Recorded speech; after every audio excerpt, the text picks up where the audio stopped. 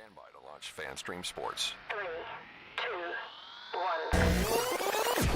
Let's start. Hello, sports fans. Welcome to FanStream Sports. Nothing but pure sports. This is the JP Show. JP, it is so good to hear you back on the air. Stand by. Now, here's JP.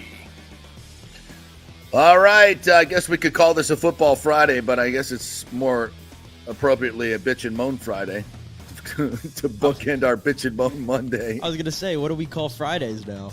The Nick Geddes Show will now be known as, in your Monday and Fridays, as the Bitch and Moan Days. Oh, wow. Good morning to you, Nick Geddes from On3 Sports. At least I went to a good game last night. The Lightning absolutely lambasted the San Jose Sharks. Did not play down to their competition as they've done many times before. Blasted them 6-0. Just about everybody in the house scored or got a point last night. So we will talk at some point about the Bolts and get into that. JC Allen from Pewter Report is going to join us at 10:30, but this will probably be a very heavy Bucs bitch and moan session. And I've been trying to get through the entire film, but I keep stopping it down, having to go back and watch plays just because my mouth is just I'll just launch into it right now. I've never seen a dumber football team. This team is the most poorly coached, worst situational team except for a couple of players on this team that seem to have some football instincts. I mean, Devin White, I guess, was credited with 9 tackles. He's just walking out there. I mean, just walking around, not flying around, just walking around. And there was a lot of guys doing that. Carlton Davis is afraid of contact. He is afraid of contact. And we'll go through a bunch of different plays, but I mean, he's just a pair of shoes out there. He is terrible. And nobody's giving it up. Like, there's no desire. This is a team that looks like everybody has already made their business decision. They're just gonna collect their check and try to stay healthy, and that's the plan for the year. Nobody's playing hard. Nobody's selling out. Well, I shouldn't say that. There's a few guys. Levante David is still the king of the world. He is so good and plays so hard, and that's why he and Antoine Winfield Jr. stick out so much, because the other guys are just jogging around out there. And the bot tribe, and when Tom Brady said last year, and I know I've used this quote 1,000 times, but it is what it is. It's the worst game day effort that he had ever seen. That effort is absolutely unacceptable. Yeah, on so many levels. There's so many guys out there just standing around. And it's your highest paid players, JP. I know. It's your highest paid players. I mean, and I'll just say, I stayed up last night till about 2:30 in the morning, kind of taking all this in. I was just digesting all Bucs fans' reactions on Twitter because it was crazy. I was listening to other people talk about the game. I was just trying to digest it completely last night. And then eventually I just had to go to bed. And then I did it again this morning. And my takeaway is, where the Bucs, I still can't figure out if they were trying to win that football game. Because my big takeaway, JP, from last night. You're not wrong. And this is not rocket science. This is not new information. This team is going nowhere with Todd Bowles as the head coach piloting this football team or steering this ship. Yep. You're going nowhere. Todd Bowles coached that game like he did not want to lose. Yep. And when you do that, you lose. Yeah. That's football 101. Almost like he didn't want to get embarrassed on national TV. Right. But you got embarrassed, by the way. Right. Your game management decisions, which, to be honest, I thought he had been more improved this year. Yeah, hadn't called him out much. Yeah. But boy, oh boy, in this one, he was at full. This was a Todd Bowles disaster class, reminiscent of what we watched last year for 18 games. I think the coaching staff, the game he called defensively, so soft. I put a lot of this loss on coaching. The players got to play better. Effort's got to be there, whatever. But the coaching on this team is a problem. And I would say it's probably one of the worst coaching staffs in the entire NFL, and it's stopping this team from going anywhere. I want to bring up to that point. I want to bring up some, because people we talk about this all the time. Everybody says, "Oh, the coaching is terrible." But give me some examples, JP. Show me where this is terrible. I'll show you this. This is a great example. So in key situations, we talk about this all the time. Third downs, late in the game, you got to have a play. During game planning, which is where the great coaching is really. quite frankly, is game planning, going into it, looking at the tape, seeing where the weaknesses are, defining a game plan to attack those weaknesses, right? So in this key play, what have we seen on tape where they're not very good? Well, you know where the Bucs weren't good last week? On third and fourth down, bringing blitzes off the corner. Mm-hmm. All right. So late in the game, in a crucial situation, what do we see? And when the Bucs twice in a row on the third and fourth down last week, they brought blitzes off the corner, one from each side, and the Bucs couldn't convert because nobody ran a hot route. Nobody's looking because coming right from where the blitz was, what Godwin could have easily gone right into the slant and caught a ball and maybe still be running. That's coaching. What happens if they blitz? Where are they coming from? So last night in that situation, the Bills bring the same exact blitz. And guess what? We got nobody running a hot route again. 2 weeks in a row. You have to know by self-scouting, this is where you effed up. In film, they were going over this last week saying, look, what we didn't pick up the hot route with the late blitz. We didn't see it. So next time they do this is what we're going to do. That's just as basic of coaching as you can get. And the Bucs effed it up. And then look at the 3rd and 5 for the Bills at the end of the game when we're trying to get the ball back, down 1 score, down 6. We have Izzian lined up head on their best receiver, Diggs. Okay, so we bring him on a corner blitz. I don't have a huge problem. Well, I kind of do. But so what's your answer to that? If the blitz, if they pick it up, Shaq Barrett out in the flat covering Stephon Diggs, and then Carlton Davis, in the flat as well. So what happens? Izzian comes, they see it. It's so easy. And Allen just catches it and pitches it to, on a hot route, Stephon Diggs, and he's got the ball, but he's still got to run 2 or 3 yards to get it on 3rd and 5, right? Shaq ain't going to catch him. Yeah, right. You got Shaq Barrett on still, and then Carlton Davis has a chance to at least come up and do something. He completely shies away from contact. Go watch the play. He could come up and hit him. He's more worried about running into Shaq. You're paying a guy $18 million on 3rd and 5 to get the ball back, and he doesn't even want to hit the guy with the ball. Man, that's just. I'm sorry. That's you are benched. I don't care who you are. You don't play anymore. That is. I mean, JP Ryan you're either Neal's coaching it or you're allowing it. JP Ryan Neal is still playing. Yeah, he's still playing. So nobody's getting benched on this team.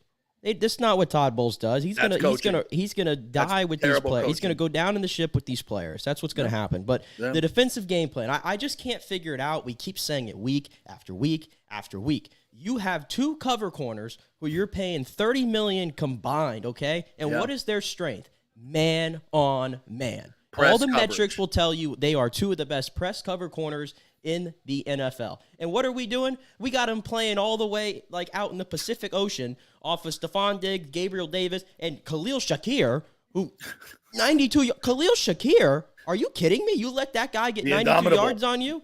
I mean, my goodness.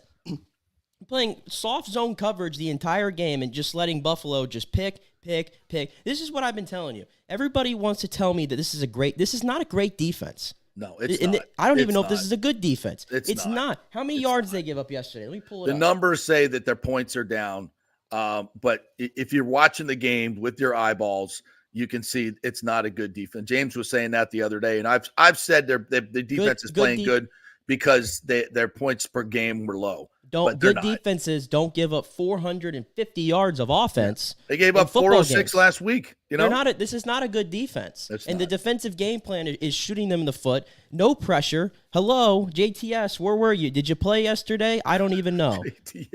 Completely invisible. I'm sorry. I'm out. I've been out on JTS. I'm even more out on JTS. He's a first-round bust. Accept it. It is what it is. This is year 3. I see no improvement in his game. I'm done. I'm done with JTS. And then back to Todd Bowles and the other decisions. How about right off the front of the game? They get down to around the 40-yard line, and they got a 4th and 1. So tell me this, JP. The week prior, Todd Bowles feels like he could go for it on 4th and 6 at that same spot on the first drive of the game. 4th and 6. Yeah. I'll give the green light to that one. I'll be aggressive here. But now when I'm playing a much better team that can put up points, and I'm on the road, and I've got to keep up with them, I'm going to take the field goal. Yeah. I'm going to take the field goal. And what happened? The field goal gets blocked. Okay, that's not Bowles' fault. Whatever. It happens. But guess what? It's terrible special teams, and it's on Bowles for keeping Todd Armstrong or Keith Armstrong. And his unit was a disaster yesterday. Has been forever. Right. We've got a lot of coaches on this coaching staff that have not earned their stripes. But exactly. So anyway, that happens, and guess what? Now your defense is having to play with a short field against a hot offense, and of course they go down and score whatever, and it happens. So here's my notes on the first defensive series. Right, 1st and 10, soft coverage early, 11 yards, like just a pitch and catch, 11 yards to Shakir. Like just nobody's covering him. Like just take it. Here's 11 yards. Just take it. Just nobody's going to cover you. We're just going to be in a soft zone. Nobody's going to jump up and match up. Then they run the second play of the game. I love this one. The quarterback draw right at 45.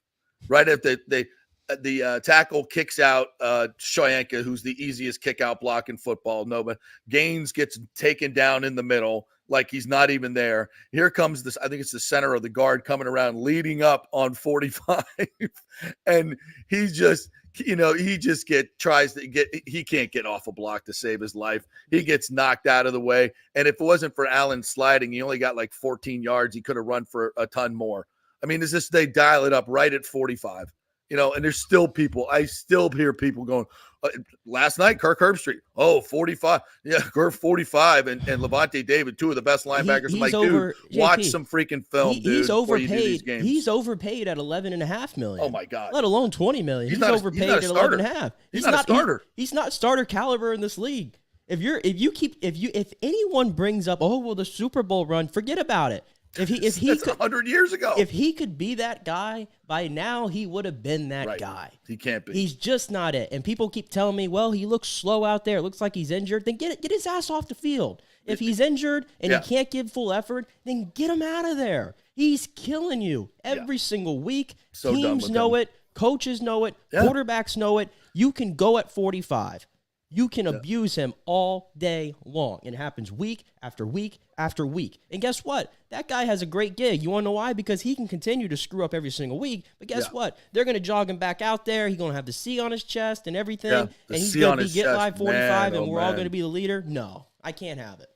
So after the easy quarterback draw at 45, then Izzian in his soft zone again allows Shakir to get, I think, he whiffed on the tackle on the side, which is unlike Izzian, to be quite honest. But how you don't get him, he's on the boundary and you're diving at his ankles. Why are you doing that? Just push him out of bounds. You don't need to dive at his ankles. He's on the boundary. Just push him out of bounds. It's a gain of 3. You whiff the tackle, he gets 20. Then Gabe Davis in a rare man-to-man situation, he floats the ball over the top to Jamel Dean. Does he make a play? Absolutely not. No. Jamel Dean can't make a play. The 4th down on the goal line stand where Dean gets all the credit for knocking the ball away. Pick the damn ball off. He threw it right to you. He literally threw it right to you. He literally threw $15 million. That's a game-winning play. It is. Like, I'm telling you, like, when you go on the road and you're an 8.5-point underdog, clearly you have got to make plays when they present themselves. You have to. You don't have much margin for error. And so, yes, shout out Jamel Dean. It was a good call by Bowles. They fooled Buffalo on that play. He didn't see Jamel Dean coming in, but he just goes in with one hand. Like, it's all he had in his mind was, I'm just going to bat the ball down. Exactly. No. 4th down, don't intercept the ball, except when you have a pick 6.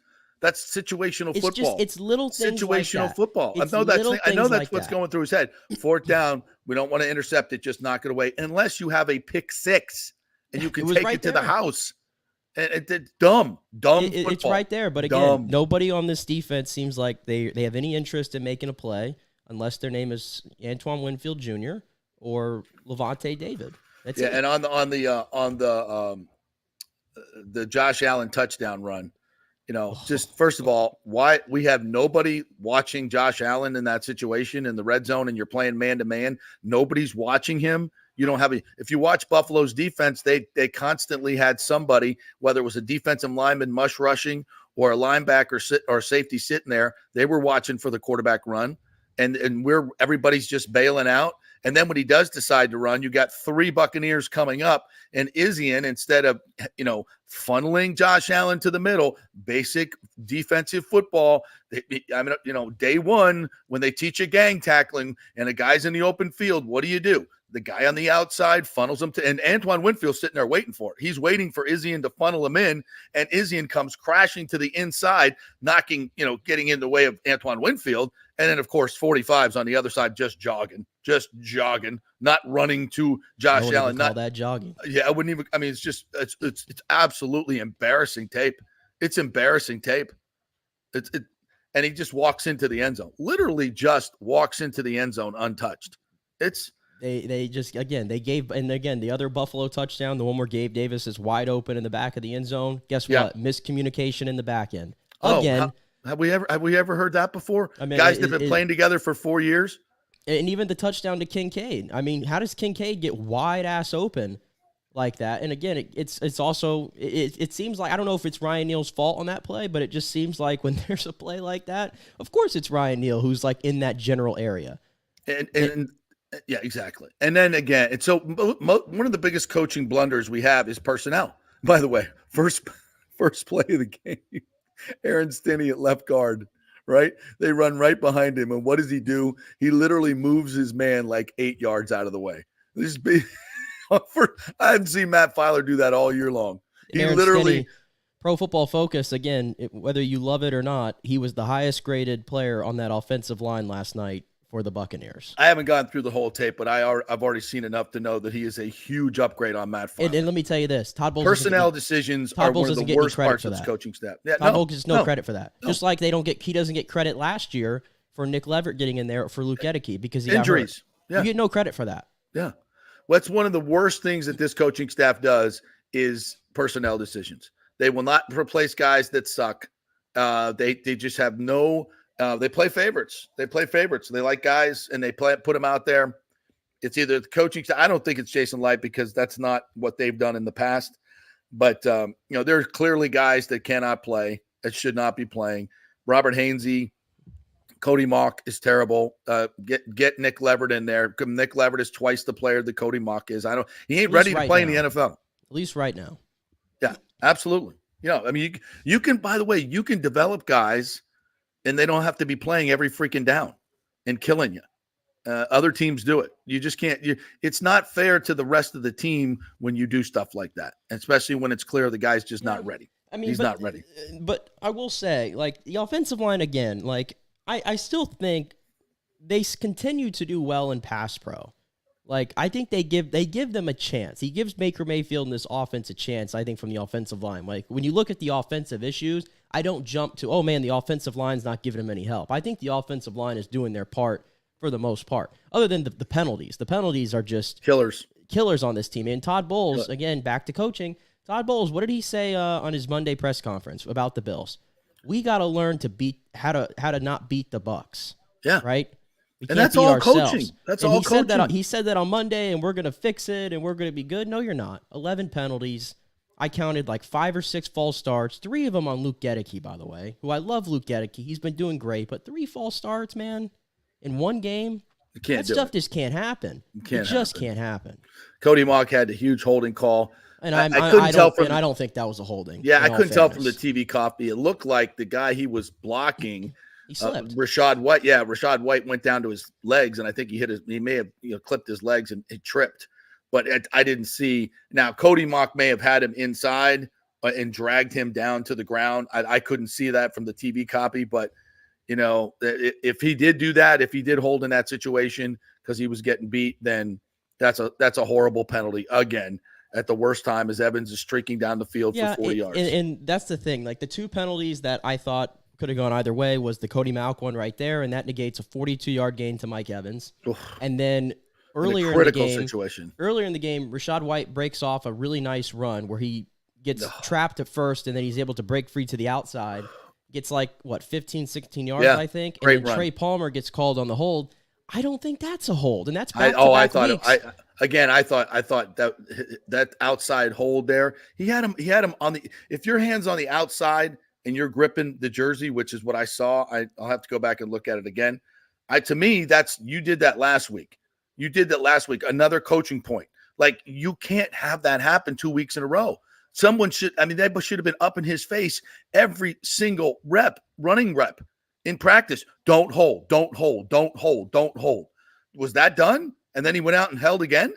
See, this stuff that keeps happening over and over and over, that doesn't happen on other teams for the most part. Not it good teams. On bad teams. Yeah, it happens. You just, is anybody talking about it in practice? Is anybody drilling it into their heads? They're making the same mistakes. Yeah, like, every game. We're 7 games in. The Bucs are regressing in all areas, just like they did last year under Todd Bowles. And this is coming out of a bye week when you were 3-1. And the division was looking like you had a chance to run away. Yeah, but they got 7 days off in a row, so that was good. Yeah. And listen, let's kill the momentum. Let's put this into perspective. Like, did we really think the Bucs were going to beat the Lions? No. Hated the way the game turned out, but did we really think the Bucs were going to beat the Lions? No. Did we really? I think the Bucs had a better shot than most in the national eye were giving them credit against the Bills. I think they had a better shot to win this game. Because the Bills are not the team we thought they were before the season when we said, oh, they're definitely going to lose this game. Correct. The Bills are below average at this point. They're a below average team. They're not very good. I wouldn't say below average. I think the Bucs are below average, and I think they're well below average. Yes, below average. The Bills are. The Bills aren't below average, but they're an average team right now without Milano. Without Tre'Davious White. Yes, and I'll get to that in a second. But my point is, I'm probably still more bothered by losing to Atlanta at home, a game that is truly winnable, than losing on the road as an 8.5-point underdog to the Bills. True. I'm still more upset about that, but it's still like it doesn't excuse the coaching just mishandling the coaching staff right now. Yeah, malfeasance. Great word to describe it there. It doesn't change what we see from the coaching standpoint in this game. It doesn't change the execution and the fact that these plays, it feels like the Bucs, even though the Bills were the better team last night, the Bucs still have opportunities, and they don't take advantage of any of it, and that's the frustrating part. Because they got some pretty good players, but time and time again, coaching gets in the way. They have good players that are trying, a lot of other players that aren't, and then another, stupid move. Kate Otten on the last drive catches a ball a yard from the sideline, and turns in. I saw that. It's just like, and let me go back to that point. It gets tackled, and the whole drive. You're in the huddle. You're huddling up. You need 2 scores, and you're huddling up. That whole drive was the most frustrating thing I think I saw all game. So the Bucs are down 24-10. Okay, they've been backed up. Shout out to the Bills punter. He's the MVP of the game. Yeah, he completely made things difficult for the Bucs. But okay, you have to score on this drive, obviously, to give yourself a chance. And I think they got the ball back with like 10 minutes to go on that drive.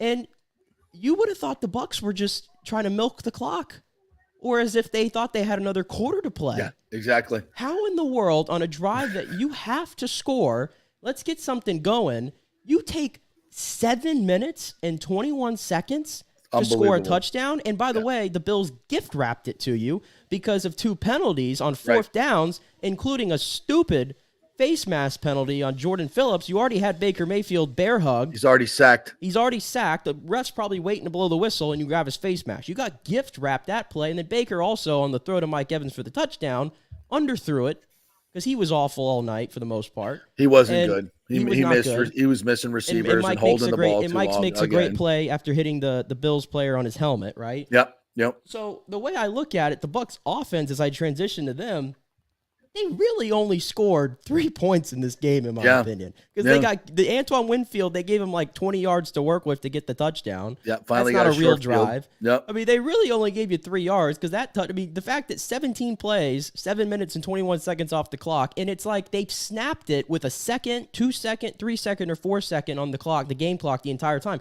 Where's the urgency? Like Dave Canales, get the play call in, and Todd Bowles, and I don't know if it said it.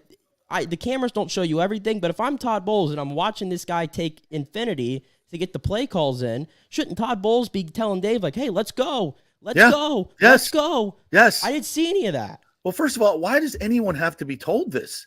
It's simple stuff. It's basic Simple football. stuff. You got to get your 2 scores down.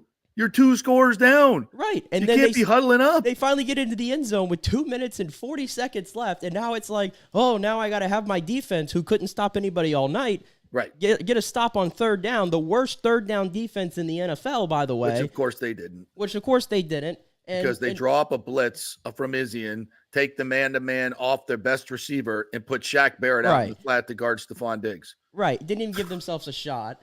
And by the way, Greg Allman put this stat out here, and you talk about embarrassing and bad coaching. If you're a team going up against the Bucs, if you want to go ahead and just punt on first down and punt on second down, have third and long, that's okay. It's okay. That's okay because guess what? The Bucs are giving up conversions of third and 10 plus 43% of the time. No other team in the NFL is even at 30%. And you know why? Because they run the same defense every time. Everybody knows what's coming. Everybody knows what's coming, and it's as predictable as can be, and it's easy to beat. All right, I want to get to the commenters here today. You guys are already lighting it up. James Flash Ludeman, Todd Bowles is the Kevin Cash of the NFL. Stupid decisions constantly and no accountability. Well, he's got accountability on this show. We may give Kevin Cash a pass. James. I'm giving Kevin Cash a pass. But we're not giving him. And I think it's because, what Cash is working with. And I disagree with most of the things you say are bad decisions, but not most, but some. Richie P, what's up, buddy? This team would easily get better by subtraction, starting with Devin, JTS, and Neil. Yeah. I mean, this is the thing. This is absolutely, it's not even a question to the entire fan base. The entire fan base and anybody who, has played the game can tell you the same damn thing. They won't put their name on it because they can't. But any other coach that watched the tape would say the same thing. Why are those guys still playing? Why? They're terrible. James says, I know everyone's upset with the offense, but defense gave up to close to 500 yards. Linebackers invisible. I won't say that about Levante. He's all over the field. CBS not worth the money. Who's CBS? Is that CD yet? Who's that? See, who's CBS? I don't know. So when the cornerback. Oh, the cornerbacks. Okay, yeah. Oh no, they're awful. They're awful. Oh, terrible. But they're not being used right. They're not being used right at all. No. So when the offense got the ball, it was usually on third, on the three. The defense is horrible. It is. The defense is terrible too. They're both terrible, to be honest with you. And I said this before the season, Nick, as you know. I said I like the roster. The roster's still pretty good. They still got some players. What will hold this team back is coaching. And I thought that, there were some offseason signs that Bowles was going to be more assertive. He was going to be more, maybe more of a hard ass, but he's not. He can't fire guys. He doesn't stay. I don't ever see him in a chess move one step ahead of the other team. It always seems to be the other way around. Yeah. Will Martinez, what's up, Will? Coaching, it starts with coaching. Horrendous clock management. Canales, who is just as stubborn as Bowles, has not been impressive as an OC thus far. What a mess. Yeah, I mean, we love Canales early on. A lot of creativity. It's growing pains. It is. I know it's the easy answer to say, but it's on the job training. It really is. It's just, I still, though, for a guy who's coached 10 plus years in the NFL and has been around a team that's won Super Bowl and been in two of them, and one of the greatest minds that in the league has ever seen in Pete Carroll, I'd expect you to have some urgency on that drive in the fourth quarter, whether you're a first-time OC or not. Well, maybe that's why Pete Carroll passed him over. And even on the 2-minute drive before half, they never had the intention that we were going to go down and score. They were just lollygagging back and there's no huddle. They were literally going into the huddle on a 2-minute drive. Yeah. Before the half. Who does that? I think I'm going to have to go back to your original thought that maybe they're coaching to lose. Sure as hell ain't coaching to win. JP, where are the screens, play action, and bootlegs? Utilize Mayfield to his strength. Early on, it seemed like everybody was on the bootleg, and every time he ran a bootleg, there was somebody waiting for him. So they, when you run the bootlegs, you're typically leaving that defensive end unblocked, and hoping that he takes the influence. Of course, here we go. You got to have a running game. You don't need a backside defensive end chasing down the running game the way the Bucs play it, because so you can tell that backside DN, hey, just watch for the bootleg, and if you're running boots and the guy's waiting for you, they're ineffective. So it goes back to having a zero running game. Bucs base mids. Yeah, it was a little bit better, no question. Bowles needs to go. Horrendous clock management the entire game. Flat, no energy, which is the Bowles special. No discipline with the penalties. No accountability. White Neal. Very concise Bucs basement. Yeah. This is all – it's all on the coach, man. I love the dude, but, dude, it's terrible. It's terrible. TJC22 said, I got kicked off a Bucs space for speaking too much football terminology and not throwing Baker under the bus. Hey, you're welcome here, buddy. Have at it. I'd love to get your X's and O's takes on what's going on. It's opportunistic red zone stops and turnovers. That's it. It's horrid. Other than that, yeah, the defense. And that's why the numbers are what they are.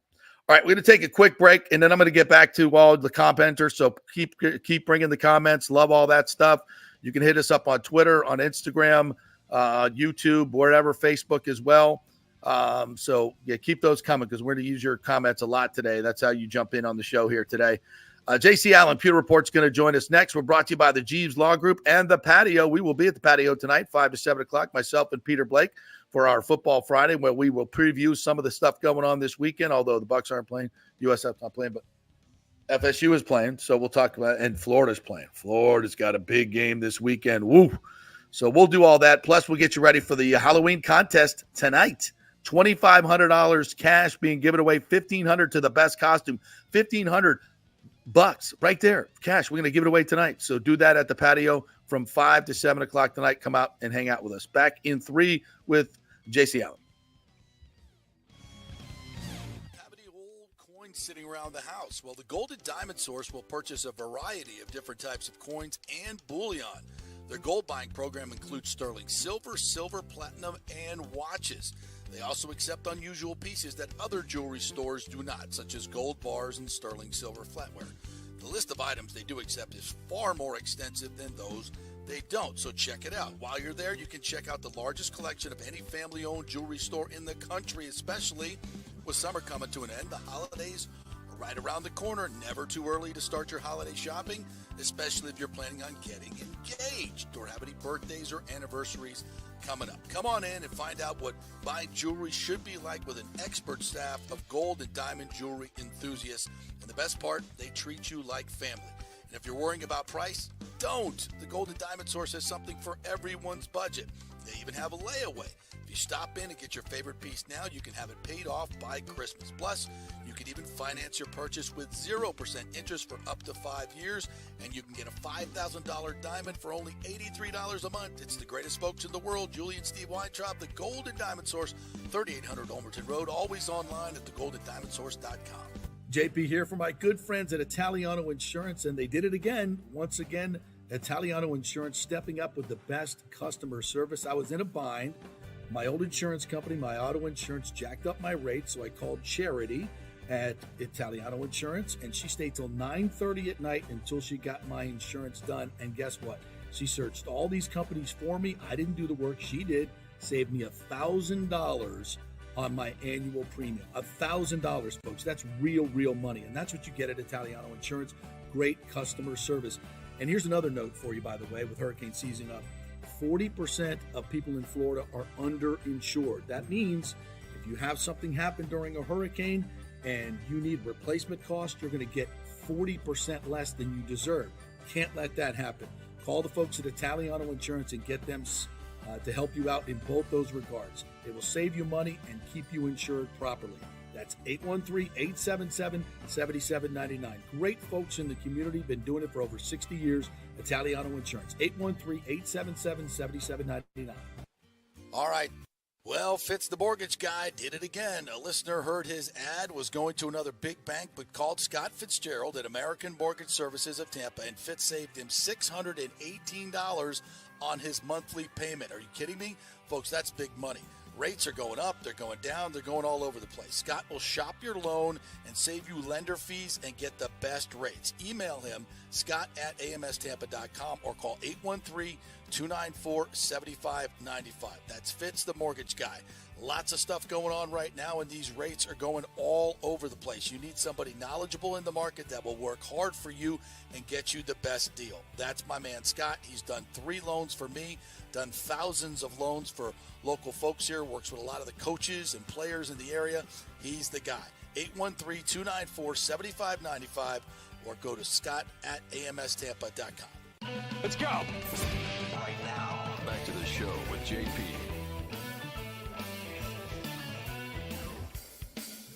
All right, welcome back to the JP Peterson Show here. We're efforting to get JC Allen here on in just a second. So in the meantime, we'll thank you guys for watching and thank our sponsors as well, the Jeeves Law Group, who brings you the Gator Report each and every Thursday. And if you have any legal questions whatsoever, make sure you call Scott Jeeves in the Jeeves Law Group, JEEVES lawgroup.com, and Bay Area Modern Medical Center, BAMMC.com. Chris Lugo over there, who joins the show, gives you all the great information. I've been working on him on weight loss and all kinds of stuff to keep myself healthy. Things are going very, very well. So we appreciate him. And if you want to do the same, you want to lose some weight, you want to lean up, want to get your immune system in order, get your testosterone right, that is the place to do it. Bay Area Modern Medical Center, where you will get incredible individual treatment. Italiano Insurance, great folks over there. Get your insurance shopped around. They will save you money. That's pretty easy. 813-877-7799. Tremendous customer service. They're the best in the business. And the Golden Diamond Source. Yep, holidays are coming up, folks. So start your shopping early to get the best selection, although they're the jewelry superstore. It's the biggest selection in the land. So go check it out. Best prices. And again, great great customer service. Extravaganza Productions for any of your meetings, birthdays, whatever. And American Mortgage Services, Scott Fitzgerald, he came on the other day and told you folks, we don't just do mortgages. And if you're worried about the rates right now, don't worry about it. They will restructure your loan when it comes time, when the rates come down, and they will come down. So go ahead and bite the bullet right now, and they'll keep the fees low. And if you need to get a house, it's better than renting, folks. It's better than renting, and you better get it now because the prices aren't coming down. So just get it, and then they can refinance at low costs when you come back. So you're going to save you money either way. So get Scott at amstampa.com, Scott at amstampa.com. Nick, just let me know when we got JC on. Yeah, I'm going to give him a ring here in a second, but check your phone real quick. That'd be very helpful. Yes, we'll do that right now. Let's go to some of the comments then while I give you this. Yeah, let me bring up some of the comments here. I'll go here to Terrence Montgomery. He said, I'll be surprised if Bowles makes it through the season if this keeps happening. Makes you really think, are we tanking? I know people would say no, but I'm just saying Bucs went from winning to clueless play. It's bad when we're trying to figure out whether they're actually tanking or not, and they're not. Todd Bowles, he is an honorable man. If nothing else, he's an honorable man. I think he struggles as a head coach. I think, I've said this a lot about Todd. I think he doesn't have, he doesn't have the requisite amount of asshole in him. He's just too nice a guy. Well, he loves guys. He loves players. He loves coaches. And when these coaches aren't getting it done, again, they're all nice guys. They're super nice guys, but this is a bottom line business. If your special teams suck, you got to fire the guy. If your run coordinator and your offensive line guys were the worst in the league in NFL history last year. And those are the guys you kept on the staff. Well, this is year 6 of Todd Bowles being a head coach, and the same things that got him fired in New York, clock management, in-game decisions, those are the same things that are happening in year 6. You are what you are as a head coach. I'm sorry. Yeah. And right now, by the way, I don't think too great of him as a defensive coordinator either. No. I think there's talent on this defense, but I think he's putting them in bad situations and not playing them up to their strengths. Okay. James, I like this one. Yesterday on ESPN's Daily Wager, they called Bucs D a fugazi, which is another word for fraud. How can anyone blame offense when this D can't stop anyone? No, James, you've been on it, man. You've been on it. I've tried to excuse it because they've been opportunistic, but they let teams drive right down the field. And I think almost, Bowles is almost kind of relying on that, which is complete fool's gold. Right. It's like, okay, we'll play soft and then we'll make a couple plays and make them get 3. And, for the most part, they've been able to do that. But I don't, counting on Antoine Winfield to punch the ball out, as a guy striding into the end zone untouched again is not a strategy. Right. All right, we have JC here, so we can go to him. All right, JC, how you doing, my friend, from the Pewter Report? We've been bitching and moaning for about Who do we have on? Oh, that's right. I'm so listen, dude. I am so absolutely despondent over this coaching staff. I'm losing my mind, and I forgot that you're now you had a Bulls moment there, JP. Yeah, I did. I'm not focused this morning at all. I feel like I'm playing defense for Todd Bowles. No, it's a late game. We're all up late. I get it. Well, you used to be a Pewter Report anyway. That's how you're in my phone still. I get it. Love the guys at Pewter Report. They're doing a great job. But you can find me at Bucs Game Day with Sports Illustrated nowadays. Yes, you can. My bad. But we love your opinions because you are opinionated. You don't hold back. So I will just give you the floor, and you can have at this crap show that we saw last night. Yeah, we keep hearing they're close. And the most frustrating part of it is when you watch the game live, and later we'll watch the all 22. They are close. It's like they are a few plays away from really being in a lot of these ball games and potentially being 5-1 or even 6-1. I mean, that's the troublesome part about this team right now. Penalties have killed them the last few weeks. Slow starts have killed them the last few weeks. Not getting your playmakers involved early on in the game has killed them the last few weeks. And that's the story of the tale. Baker's missed some wide open guys. Guys have dropped balls. They're still struggling to open up holes in the run game, although this week was a little bit better. Mm-hmm. I don't know if that was Aaron Stinney being in there with Filer out, or if that was just a product of the game plan. You see Stinney move that guy on the first play, on the first running play. Did you see him move that guy like 8 yards? I was like laughing. Yeah, it was so funny. I mean, there was some definitely good blocks by Stinney there too. But Filer's had some good ones too, so it's kind of hard to discern. Is it all was it all Filer not being in there, or was it all Stinney, or was it more of what they kind of came up with the game plan to do? It's hard to make those, discern those decisions off of just one game. But, they are a few plays away on both sides of the ball. Some miscommunications in the backfield. It goes down to my keys to cannon fire that I put out prior to the game. You play fundamentally sound football, technique and smart ball, right? Stay in your technique, make sure you're communicating, avoid penalties, and you have a real shot at winning this game. Now, they didn't do any of those things. None. They were in it to the last play, which is, a testament to them fighting back, even though you look at the certain situation and that final drive, yes, they ended up in the end zone, but they took 7 minutes off the clock, valuable time that you needed in order to mount a comeback. And, it came down to a Hail Mary that, quite frankly, there's a lot of controversy around. Mike Evans shoved the guy to the ground, but, K. Dotton got mauled. Godwin got spun around. If he didn't get spun around, maybe he's able to track that ball, and we're talking about a Bucs victory here. And, we're talking about a completely different outcome. And, the Bucs found a way to get it done. They placed a far better team, and they found a way to dig down deep and win this game on the final play. And everyone's peaches and roses this morning, and there's no gripes or complaints. There's probably still are, but they're not as loud as they are with a loss. So, I think there's blame to go around to pretty much everybody on this team, except for Antoine Winfield Jr. right now. Yeah. You can blame the coaching staff, certainly. Levante got beat a few times yesterday with Kincaid. Just good drawn up play calling by Ken Dorsey and Josh Allen. But I think overall, Levante's been a stud this year. But I think when you look at the team, the coaching certainly starts with head coaching, starts with him being the defensive play caller. That third down blitz, leaving Levante exposed and Stephon Diggs wide open to convert. To even kudos to the Bucs for coming up with a stop and getting the ball back with 21 seconds left, almost enough time to win the game. But still questionable. Imagine if you had a minute 30. Playing. Yeah. Right. You're asking your best cornerbacks to play in a position where they're not the best at. Zone. They're good. They're still good in zone, and I think Dean had one of his best games of the season so far. But these guys are dominant in press man. Dean. Jamel Dean had a good game. All right, I'll disagree on that. I thought Jamel Dean had a good game.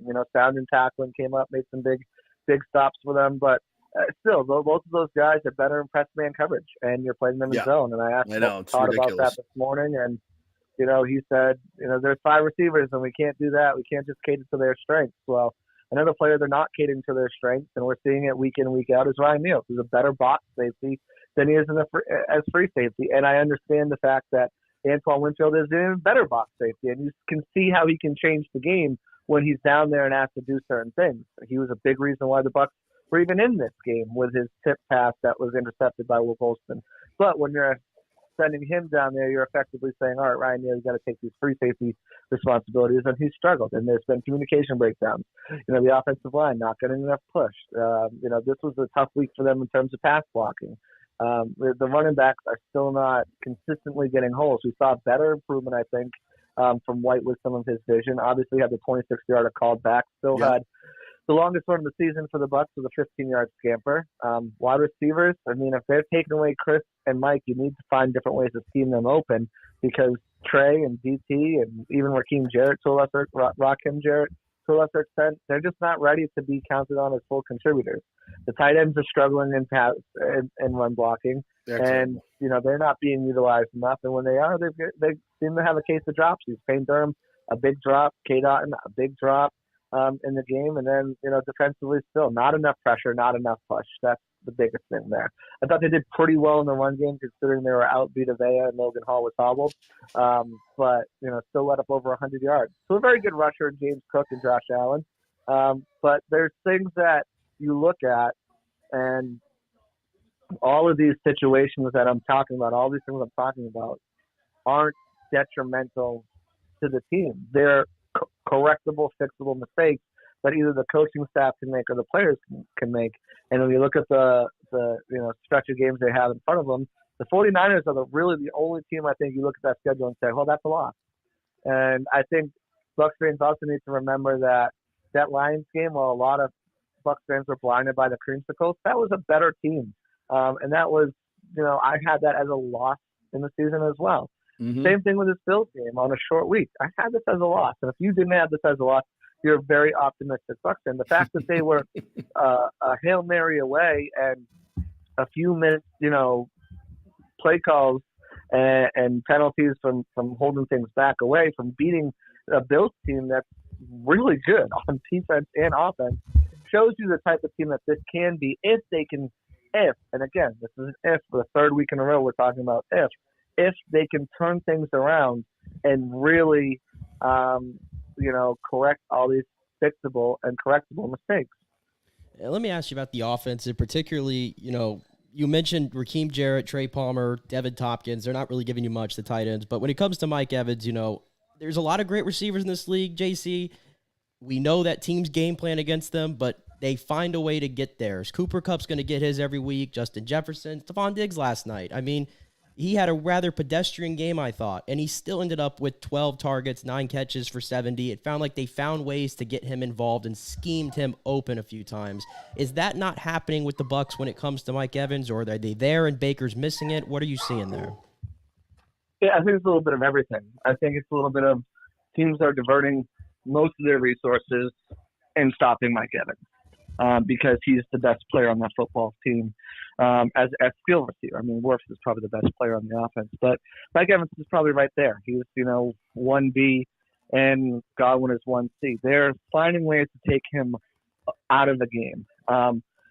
Coaching-wise, they need to do a better job of scheming him open. They need to find better ways, and we saw that towards the end of the game, but it shouldn't take all game to do that. He was on a milk carton, for most of the game, just disappeared. 3 targets, 1 catch before he came on. And, he had that 1 catch for 4 yards from the chain. But really, he only had the touchdown catch for 21 yards. And that was about all that Mike Evans did. Now, he's taking away things. He's opening up things for other guys when defenses are devoting more resources to him. And they're trying to utilize him in ways by, with underneath routes and using DT and Trey Palmer to clear out stuff underneath. But, he's not absolved of any issues either. There was one play where he looked like he kind of just – and, again, we don't know the coaching. We don't know if he was even on a progression, but kind of pulled up on his route. There was – he's obviously has had notable drops this season as well. It's a combination – that's the thing, too, is where it's a combination of everything, Nick. It's coaching. It's execution. by the quarterback, by the receiver, by everybody else doing their job. But again, these are all correctable things that, now we've been saying this for the last 2 weeks now. Now it's banging your head on the wall. Mm-hmm. How do you correct these things? You need to correct these things because you still have a real shot at winning the NFC South division and potentially making some noise in the playoffs. This is a very talented team. This is a very good team. It's just they need to figure things out. They need to figure things out quick. They have a couple extra days off to do so before they're going up against the Houston team that is surprising many this season.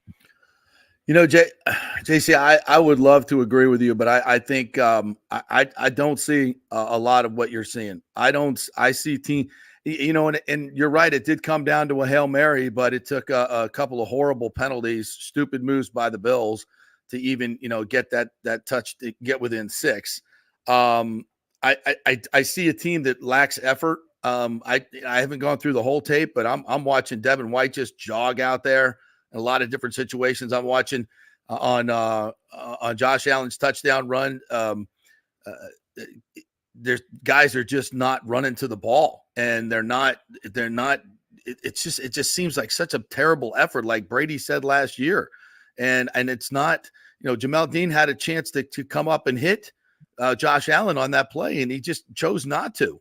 I know he's a big guy and he's a big quarterback, but you got to take your shot, try to knock the ball loose, do something instead of just watching him walk into the end zone. On that 3rd and 5 play, Carlton Davis has a chance to take a shot at Stephon Diggs, and he just turns down the contact. I mean, these are some of your best players. You're paying a lot of money that are doing things that would get you fired in a lot of other places. And I see the same mistakes being made in terms of miscommunication.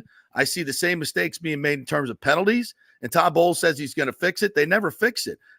To me, this is a classic case of I turn on the film and I say, this is a very poorly coached team. You're either coaching it or you're allowing it.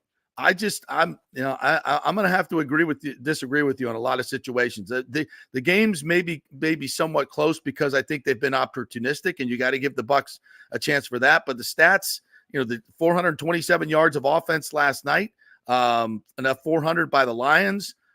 They physically they don't match up with anybody. They're soft defensively. They play soft. They're coached soft. I see this team regressing the same as they did last year under Todd Bowles. I don't see it, partner.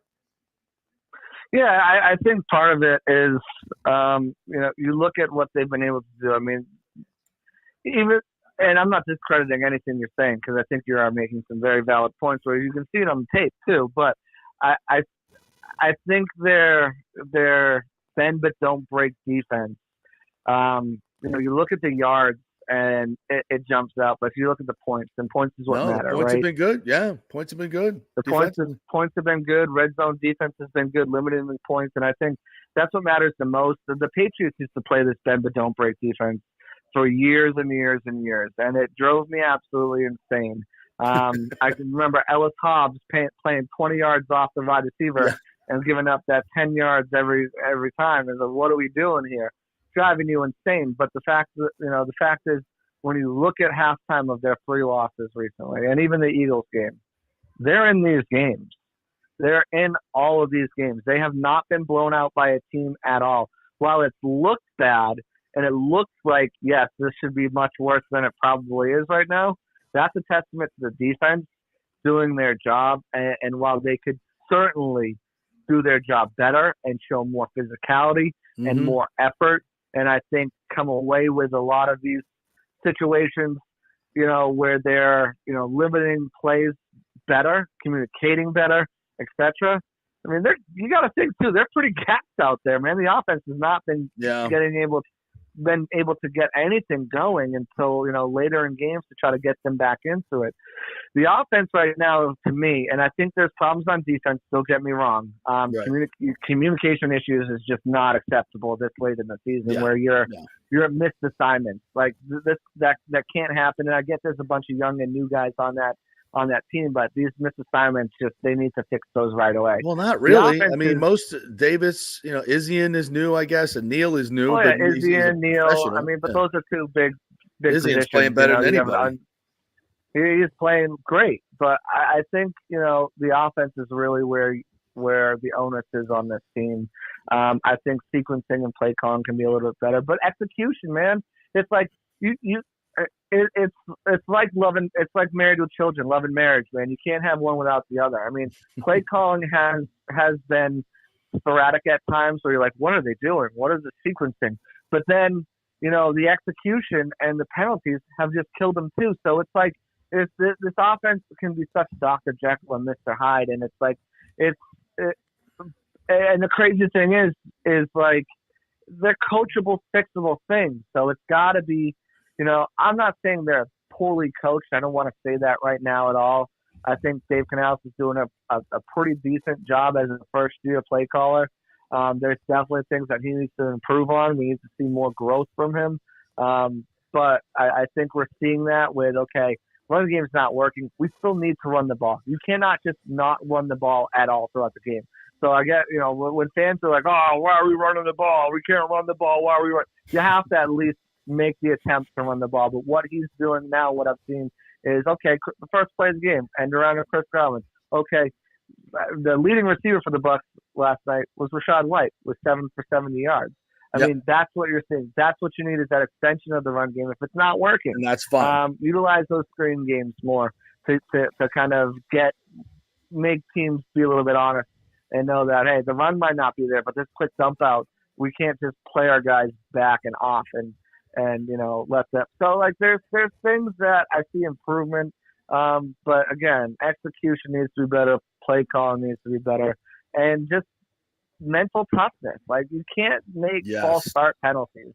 Yes, you can't. I mean, Gedeke was really good last night, except for those 3 false start penalties that killed drives. And that's a tough environment. That's as tough an environment as there is in the game. I mean, they throw adult toys on the field at you. I mean, that's just a crazy place to play. Very apropos for the Bucs offense, sure. All right, my friend. I think great analysis on your part. We may disagree on some of this stuff, but we'll see how this it's gonna be exposed, in the next few games as well. But you're right; they have opportunities to win these games. But if they don't play smarter, harder football, I mean, they're just so soft. Right. Man, they are. I think the penalties really killed them in that Atlanta game. Oh my God! Really killed them in that Atlanta game. I think the Lions game was a game I didn't have them to win. But they were still in it at half. I think this game I didn't have them in it to win, but for them to show that resiliency to come back, I think is and almost win it, even though there were coaching blunders along the way. I think that's a sign up in the direction. You're right. This is a must-win game for them. They need to beat Houston. They need to beat the Titans. They need to beat the Colts. JC, if they can't beat these teams, then it might be time to see what the young kid has before we start spiraling. But it also depends on how the rest of the NFC South is doing, too. As long as they're in it in the NFC South, you roll with Baker.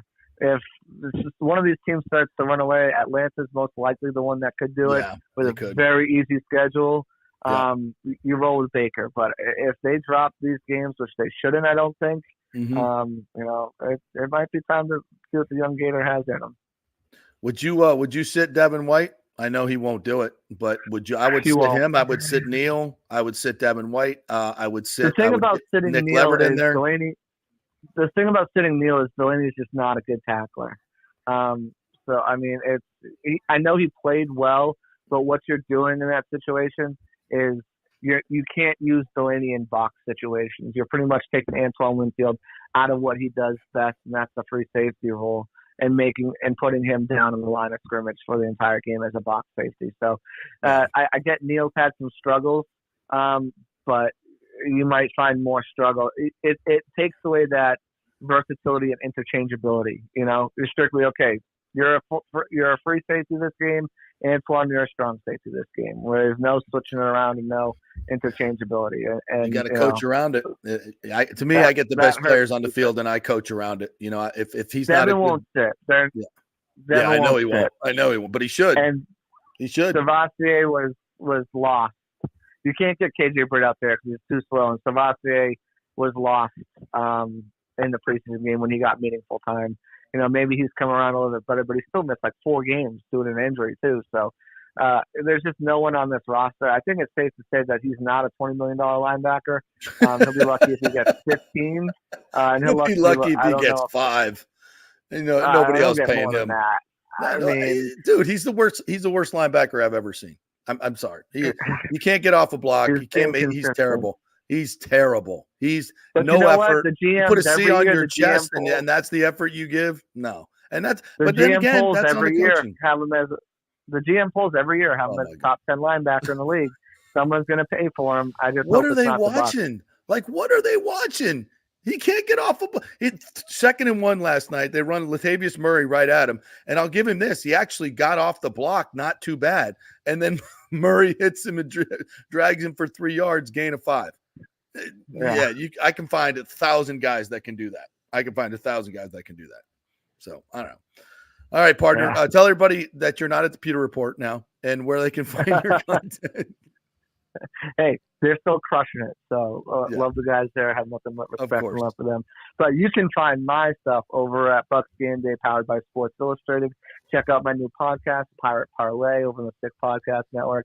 And check out my Twitter, at JCONNFL. Pretty much your one-stop shop for everything you need for the Bucs, where it's my amazing content, whether it's Bucs news going on, whether it's PFF grades, whether it's local constituents and giving their great stuff. I would pretty much go to my page and you're going to find everything you need to keep up with the Bucs. Thanks, buddy. Appreciate your time as always. All right. We're going to transition into some Bolts talk next, and but we'll keep your Bucs talk coming. Evan Koski is going to join us from Channel 10 Sports at 11:30, so we'll get his take. Yeah. What are you laughing at? I couldn't participate in the interview because I got a dog behind me my goodness. The barking was unreal. I had to be muted. Thank you for muted. I had to be muted for 15 minutes straight, and now, of course, he's laying down. He looks knocked out. He barked himself out, but I'm like, holy crap, man. That was good. That's good. Timing was excellent. Was excellent. Well, I can't even, we have something going on here at the house as well that you would never know. It's a massive baby squirrel rescue going on right now. Yeah.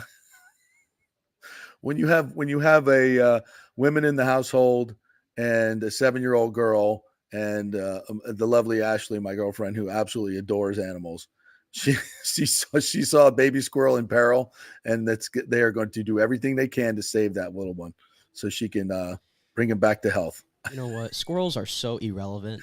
I know. Put that out there. I'm like, babe, natural selection. Just let it happen. This is a circle of life. You're taking a meal away from a hawk. She's like, oh my God, I can't believe this. I mean, they got to eat too. I got people in my family. If there's a squirrel that looks like it's on its last legs, that thing's gonna be skinned pretty soon, let alone just resuscitated. She wants to buy one of those little milk bottles so she can feed the little squirrel. Oh, come on. No. Oh yeah. Yeah. All right, babe. Go ahead. Whatever pleases you. That's all good. All right, we'll take a quick break. We'll come back on the other side. God, I needed a laugh after watching this. It gets so frustrating watching this team, does it not? Yeah. I feel like, too, I know we got to get to Bolts talk. What time's Evan again? Remind 11:30. me. 11:30. I feel like we got to, because we've spent so much time on the defense. I know JC talked on it, but maybe we could get a little bit more into Baker. I feel like we need to. Because Baker doesn't get a pass. No, he's not going to pass. All right, we'll do that, and we'll talk some college football as well. Couple of big games. Well, huge big game with Florida this week. What if they were to upset Georgia? Man, would that just put everything into a tizzy? So we'll do that. We'll take a quick break here. Thanks to all of our great sponsors, including The Patio. We will be there tonight, 5 to 7 o'clock for our happy hour, our Friday football happy hour. Well, we'll get you, we'll be talking some more Bucs. So if you want to come on down and have a drink with us, we'll have a fan mic there so you can come on and we can see you and you can bitch and moan with us. We'll have $4 White Claws, $4 White Claw seltzers, and vodka drinks. And our costume contest tonight, $2,500 we're giving away, folks. $1,500 to the best costume. So if you got a great costume, come on down to the patio tonight and impress me, because I will be one of the celebrity judges, and we'll have a good time. That's 421 South McDill, 3 blocks south of Kennedy on MacDill. We'll see you there tonight. Back in 3. Stay with us.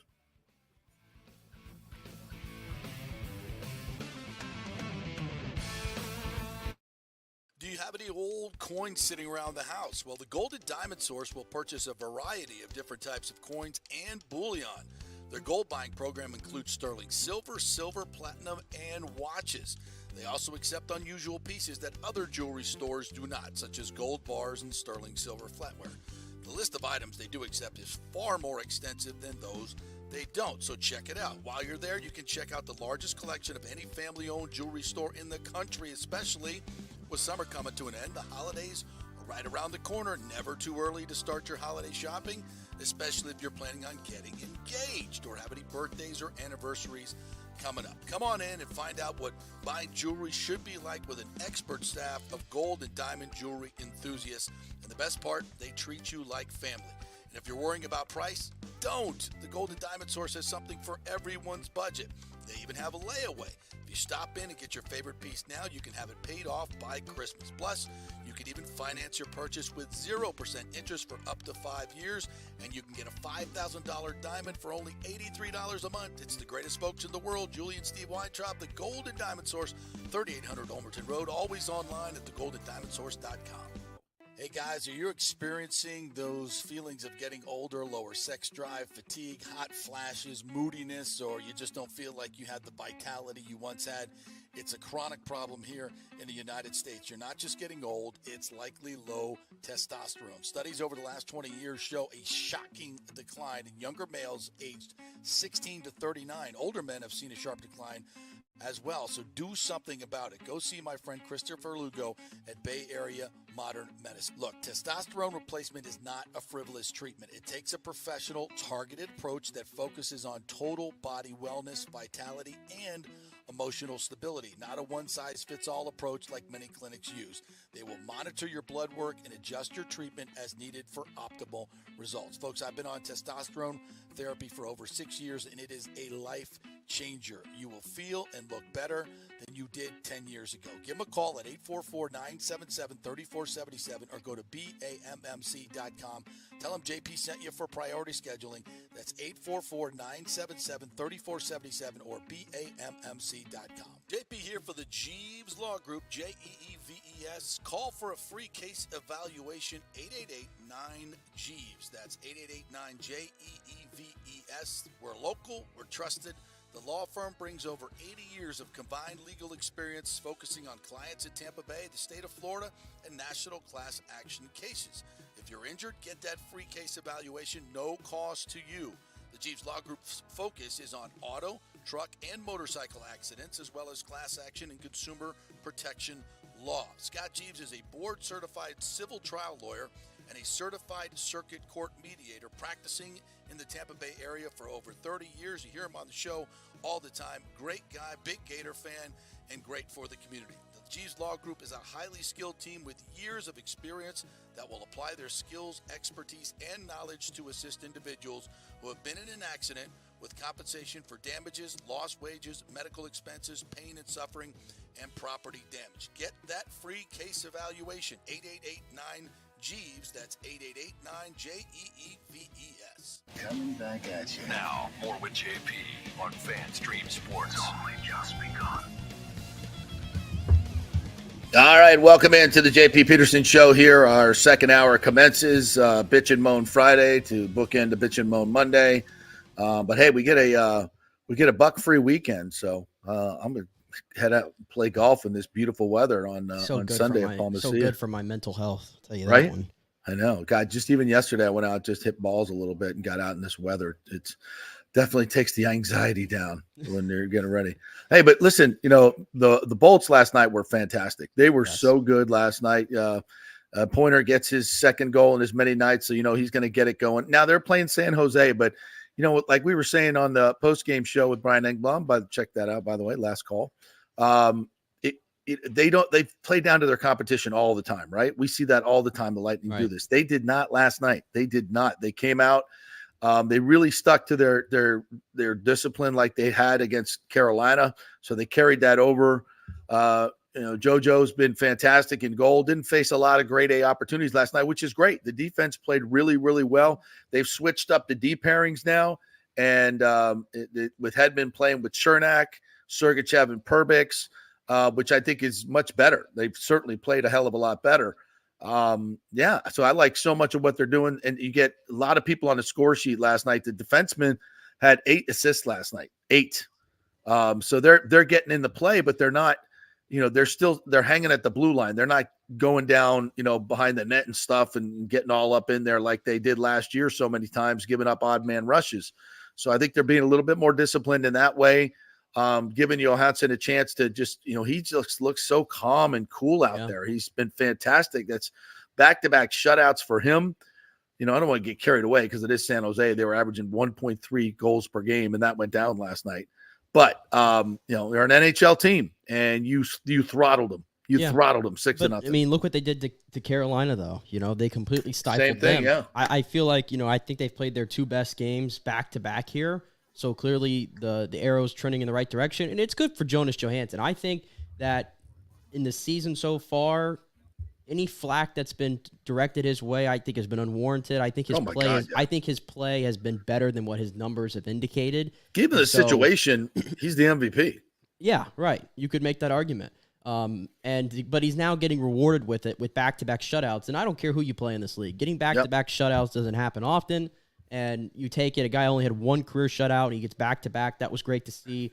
Obviously, Glendening getting on the score sheet. Mikey Asamont getting on the score sheet. I mean, like you said, they spread it around. That's what you like to see. And, for all the faults that the Lightning have had to start the season, I looked this morning, they're sitting 7th in the standings in the entire league. So, I mean, how bad can it really be, right? I mean, now they're at home. They were the best home team in the league last year, I believe, outside of maybe Boston. And they're taking advantage of these games, beat the teams you're supposed to beat, and keep, just plugging forward. So anybody that was, the sky's falling after 4 games, calm down. Have some patience in your team. Yeah, so now they got the Seattle Kraken coming in here, and on Monday night, so they got the weekend off as well. So they'll get a little bit of rest and some practice time now. Cooper ain't going to give them all weekend off like Bowles would. They're getting that's not the way it works over here. They're getting better, and that's what you like to see. And I still, I said this last week. I think that this team is going to be better than last year's team at this time, at the end of the year. But they've got to come together.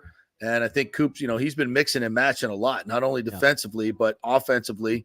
And it'll be interesting. And I think we're doing this without Taylor Mott, who I think is going to be instrumental in this as well. So I mean, I like where the Bolts are right now. They do look fresher too. This off season, this full off season has helped them. There's no question about that. Yeah, they're gonna be just fine. And Braden Point, to your point, we all been saying once he gets on the score sheet, they're gonna start coming. Yeah, they're gonna start coming. And so here he goes, 2 games in a row with the goal. Love to see that. And your best players, I mean, Kucherov, Stamkos, Point, they're still all doing their thing right now. Yeah, and Barre-Boulet had a assist last night, so he's been playing well. All up and down the score sheet. That's what you want to see. Nick Paul in front of the net again with the mitts. Again, he's got 5 already. He's got 5. He and Hagel both have. Hagel had a beautiful goal last night. Yeah. He's feeling it. Yeah, he looks like a candidate to go back-to-back 30-goal seasons as well. And Boston lost last night. Finally, they were up. Stop playing their little cupcake schedule. Yeah, they were up 3-1, and Anaheim came back and beat them in overtime. They scored with 15 seconds left and then beat them in overtime. So there. And Pittsburgh ended Colorado's 15-game road winning streak, NHL record, with a 4-0 shutout. Yeah, of Avila. All right, so you want to take aim at my boy Baker. So fire away. There's plenty of opportunity here. I just think, I put a tweet out after the Detroit game when a lot of people were hopping off the Baker bandwagon. And I'm like, it's one bad game, relax. And I think I made the comment, you could make the argument that he's the best quarterback the Bucs have had in the last 15 years, not named Tom Brady. Now I know the standard is not exactly high there. We're talking Josh Freeman, Mike Glennon, Josh McCown, James Winston. We're throwing all those guys in there. But I think that was true just of what I had saw through that time frame. It's one thing to struggle against the Lions. It's another to struggle against the Falcons. I know they have a good defense, but still. And then to struggle against the Bills, who the week prior, the worst offense in the league, with Mac Jones leading it, somehow scored 29 on the Bills. I know. Who have not looked like themselves all year long, and the Bucs offense still looked as inept as ever. Terrible. And at some point, the Baker Mayfield has to play better. I said going into this game, he's not the problem, but he's been a problem, and that continued last night. This is 3 games in a row, and 4 out of the last 5, if you go back to the Philly game, that he just simply has not played good enough to win. It has to be better, man. And he's missing, even when there's like opportunities where Mike's open. There was a play where there was a corner out to Mike early in the game. I saw it and I'm like, oh, he's got him. Yeah, it was a first and 10, first drive.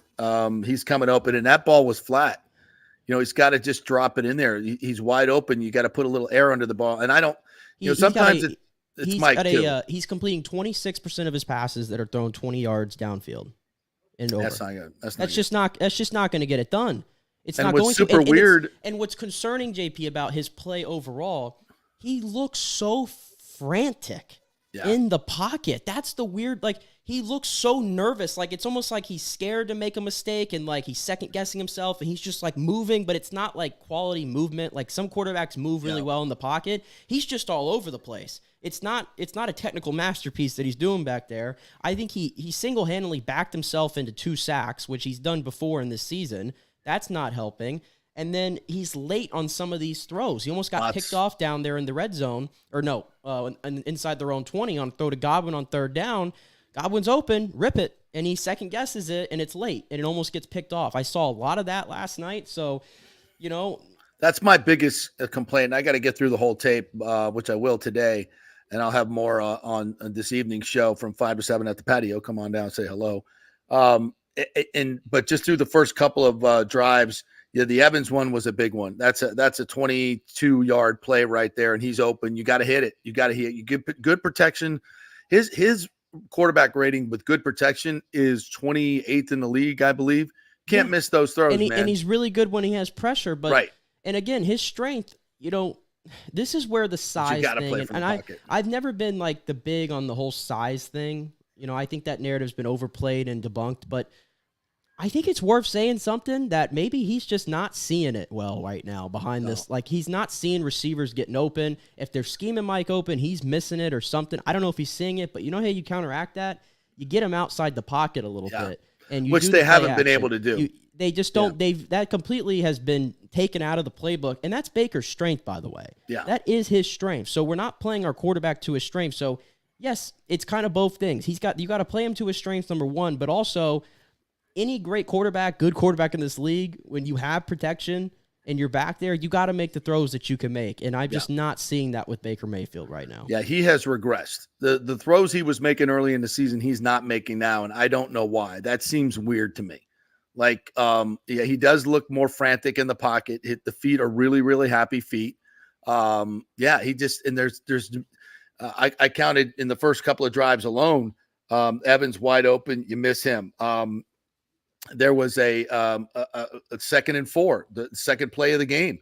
You got Trey Palmer in the flat where Godwin was going up the seam, and Palmer just goes to the outside. There's nobody within 15 yards of him. Yep. If he catches that ball and it goes down the field, he's that's going to be a 20-yard play, and he holds the ball. And I think. I think he took a sack there or something. I'm not sure, but he just held it. He was wide open. Pull the trigger. Wow, how do you not see that? Yeah, it wasn't a pressure thing, so that's weird. And if you can't pull off those plays, then you're just not going to get. The second part to this offense, and this has nothing to do with the running game. This is a strictly personnel and Jimmy or Joe's thing. You take Mike Evans out of the game, which Buffalo did yesterday, or the Bucs didn't find him, whatever. You got a little bit of a glimpse of life without Mike last night. Yeah. And I got to tell you, it did not, let's be honest. Trey Palmer right now looks like training camp standout, but nothing else. Just a guy. Right now, he may be something different. But as a third receiver on this team, Trey Palmer's not giving you much. Devin Tompkins, not even targeted yesterday, not giving you much. Raheem Jarrett made a nice catch on the sideline. Still have no idea how he got his feet in. That One was catch, crazy. Giving you nothing.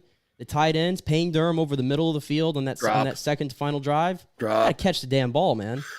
Drop. Cade Otton, nothing. They may have the worst tight end room. I said this before the season. Oh, they do. There's no doubt about it. They have the worst tight end room. They have the worst tight end room. But that's the other part of this is if it's not Mike or Chris, they don't really have any playmakers on this team. They don't. They really don't. Like Rachaad White has kind of turned into the de facto 3, and last night he was the number 1 target. It's back-to-back games where that's something that going forward they're going to have to really, really lean on. Yeah. Is getting Rachaad White in space because I saw there was a stat that went around. But why not? What? But why not? What do you mean? Why not? Like, where's that been all year long? I knew he would get a lot of targets last night. Because again, I thought that was his strong suit, and they weren't using it. But now 2 games in a row they have, and I saw he's the number 1 running back forcing missed tackles on catches in the entire league this season, and he looks like a completely different guy when he gets out in space with the ball in his hands. Whereas running, I thought he was better last night. He was a little bit more decisive. But now Rachaad White, we got to use him in that way. But I just think if it's not Mike or Chris or now Rachaad on the screen, you just have nothing to work with back there. Yeah, well, like we said, once they get the tape on you, what do you do? Right, and here's the other thing, too, and this is why I said they might be doomed a little bit, because the run game was better in this game. The Bills don't have a good run defense. Let's take that into consideration. But if they admit that they're not a running team anymore, and Baker Mayfield did say that, this is back-to-back games now. He's thrown 40-plus passes. He's 1-11 in his career when he throws 40-plus passes in an NFL game. He's 1-11. That's part of the problem. He's not talented enough to sit there and get in a shootout and have to throw 40 times in the game. And you can't, it's not like you can try to get more balance because if you run it 30 times and throw it 30 times, this offense isn't going to go anywhere. So what's their path to making this offense better right now? I'm struggling to see it. No, and this is why I'm not optimistic about the rest of the season. To me, when you get in situations like this, you need a great coaching staff to figure it out. Go find where your playmakers are, put them in great situations, and make them go. It's like, look around the league. The Colts are playing with Gardner Minshew. Right.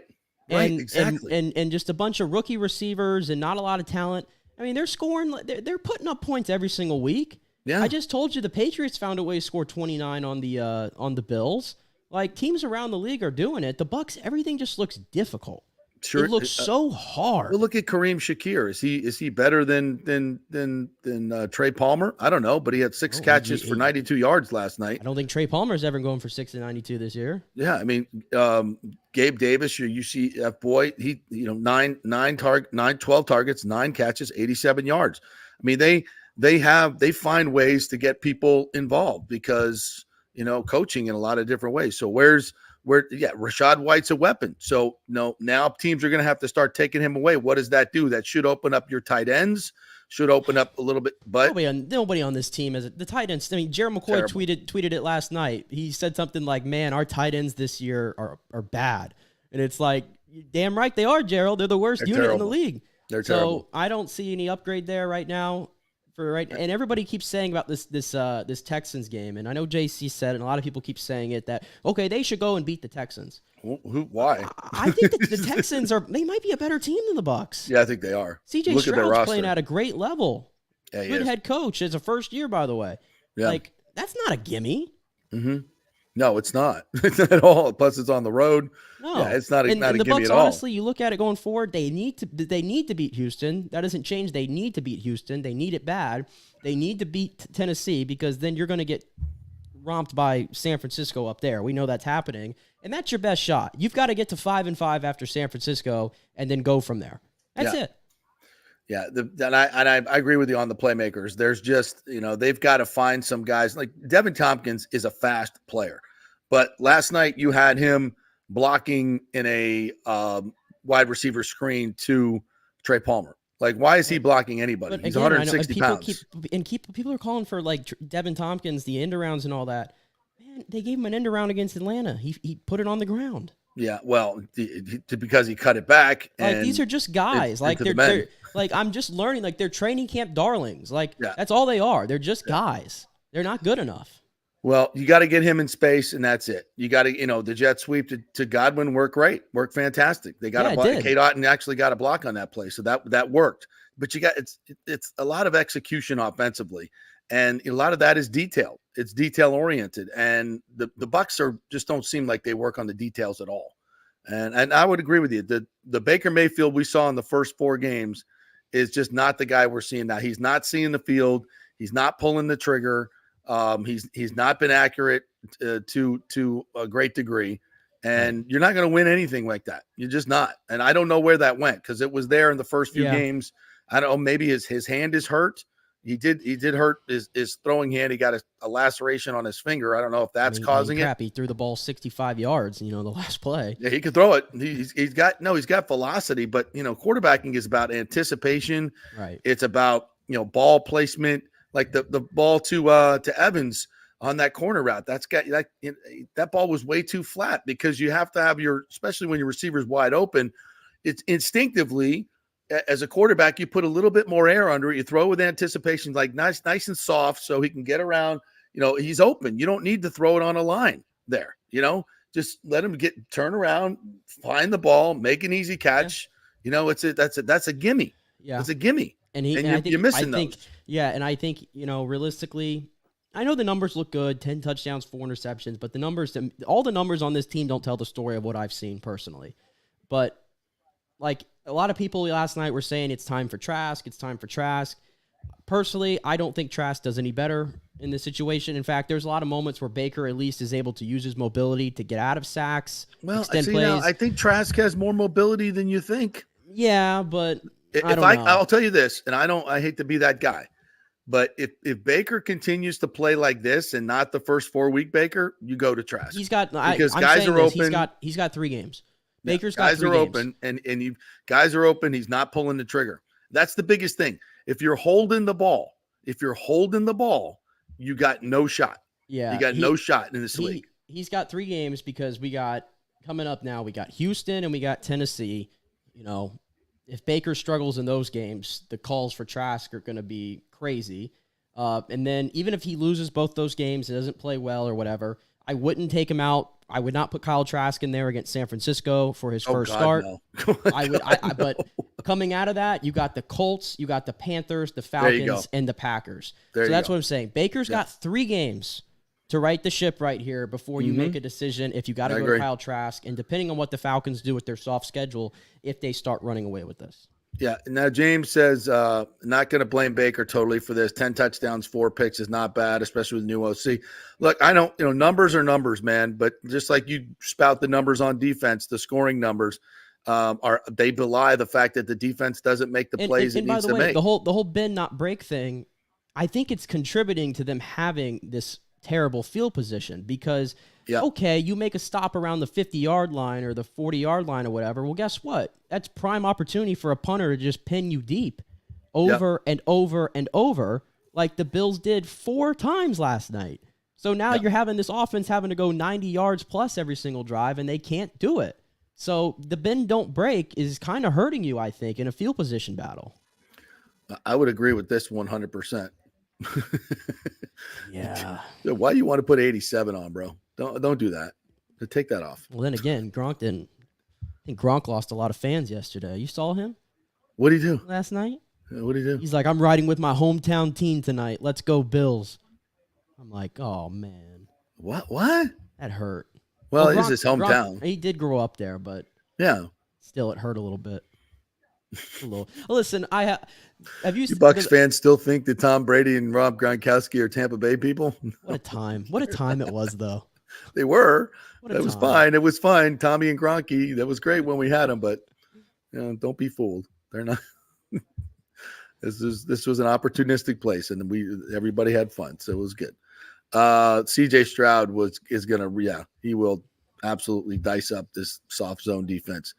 No kidding, Nick. Me too, buddy. Got me through. The Bolts got me through last night. James, or this one, the baller deep overthrows or receiver sync. Listen, they're definitely not on the same page in a lot of different things. Nothing is in sync right now, and that goes to practice. I'd like to see them not have as much time off during the bye week. Yeah. I know I've harped on that, but it's just It's just endemic. It's just endemic. And somebody said, Mike Tomlin. Yeah, look at that. Look at the way that the Steelers are coached and how they coach around their deficiencies on offense and still win games. The Steelers have, like, if you look at statistically, the Steelers have their defensive unit and their offensive unit are like bottom 5 in the league. Yeah. Both of them. Yeah. And they're still 4-2. Yeah. They find ways. Yeah. And it comes down to Mike Tomlin coaching that team up and just grinding their way through. They don't beat themselves, and they play with incredible effort and heart, and this team does not. And last thing, I just have this quote, because Bowles spoke this morning.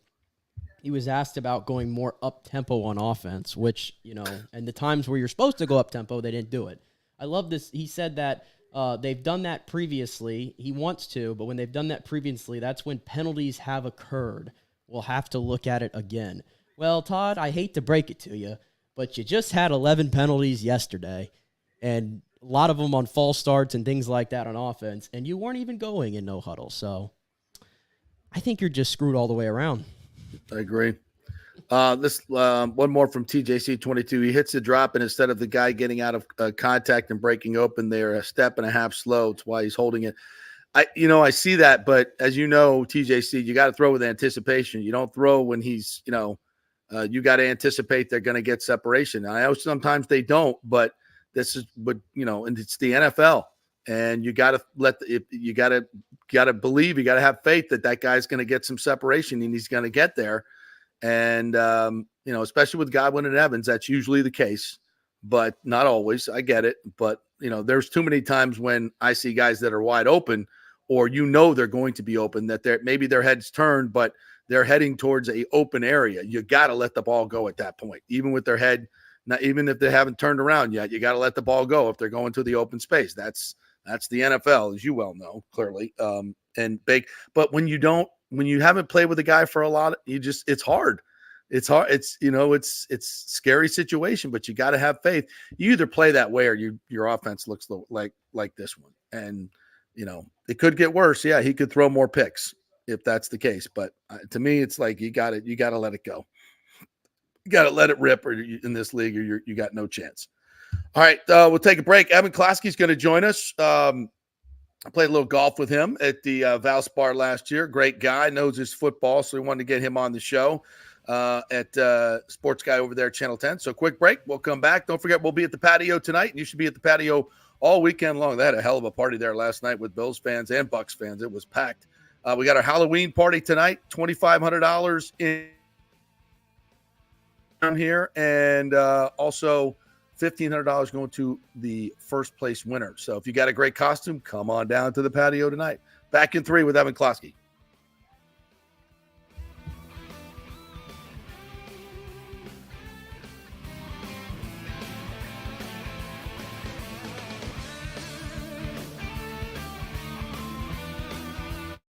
Fitz the mortgage guy did it again. A listener heard his ad, was going to another big bank, but called Scott Fitzgerald at American Mortgage Services of Tampa, and Fitz saved him $618 on his monthly payment. Are you kidding me?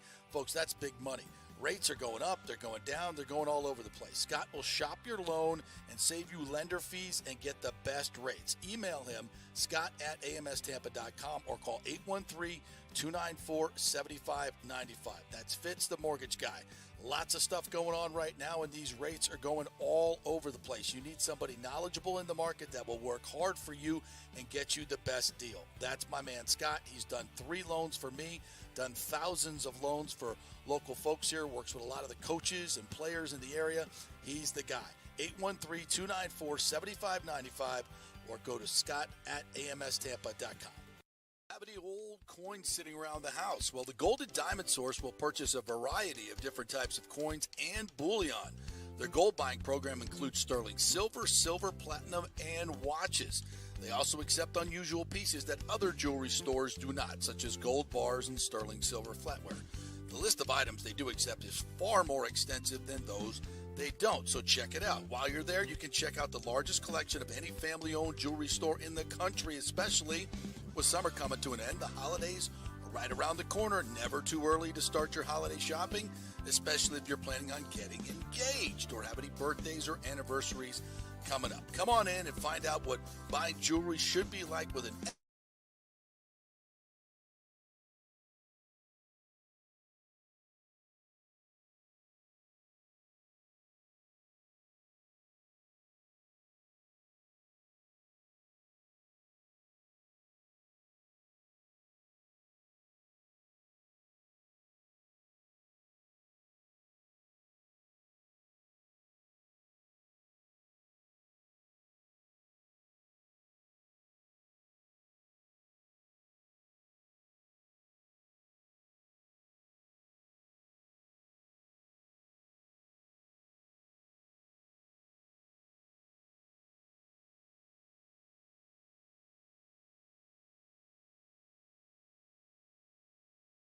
9:30 at night until she got my insurance done. And guess what?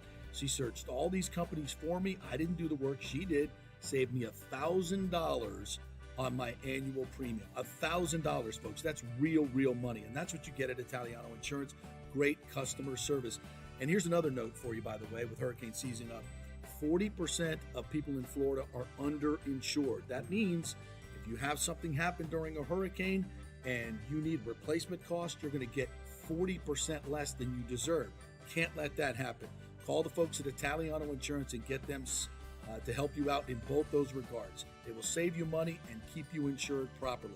That's 813-877-7799. Great folks in the community, been doing it for over 60 years. Italiano Insurance, 813-877-7799. Pure sports.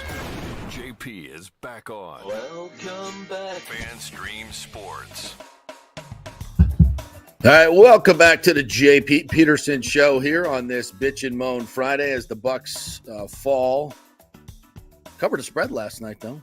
If you were there, I got the covered spread, and I had Rashad White under 11 carries and Baker over 2 carries for my prop bet wins last night. So we got that done. We made some money, but other than that, prop bets with the Buccaneers the last couple of weeks have been pretty good. The only ones I lost were Bijan Robinson because he didn't play. People still pissed about that.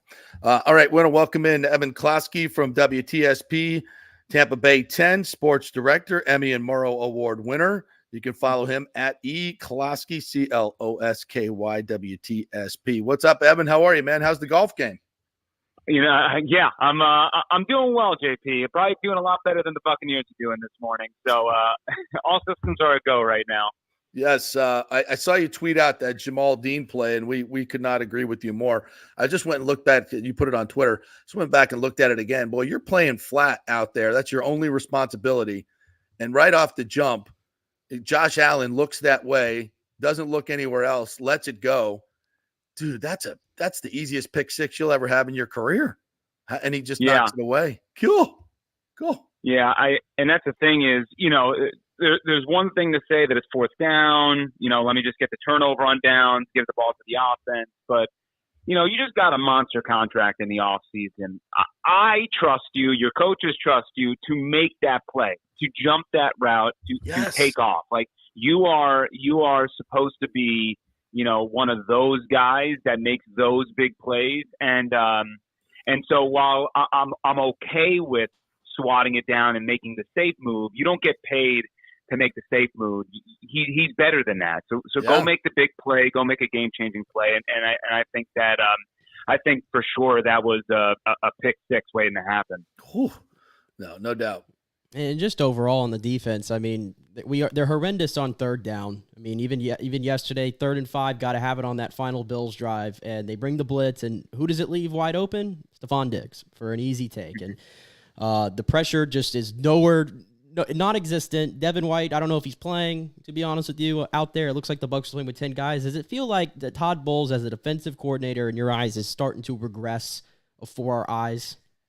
I don't know if it's more so regression. I am a little bit confused as to why there is so much continuity in this defense, right? Outside of Ryan Neal, for the most part, and Vita Vea wasn't playing last night, and that kind of, their pass rush is terrible as is for the most part. And then you take out Vita Vea, and then it frees up the offensive line to really go hat on a hat and not really worry too much about one guy. But I'm very confused about how every week we got to hear about it was a bust. And you have a bunch of dudes who have played year in, year out in this system. And like those things should not be happening for a group that's been together for mostly, 4 years or so. So that is a bit confusing. I feel like maybe the philosophy has changed a bit. Devin White, it seems like he's playing injured, and to one part of me says, man, if you're hurt, please go get better. The other part of me is like, who are you bringing in?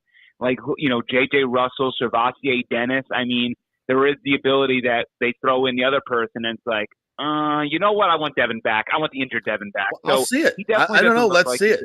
Make the move. Yeah. That they won't.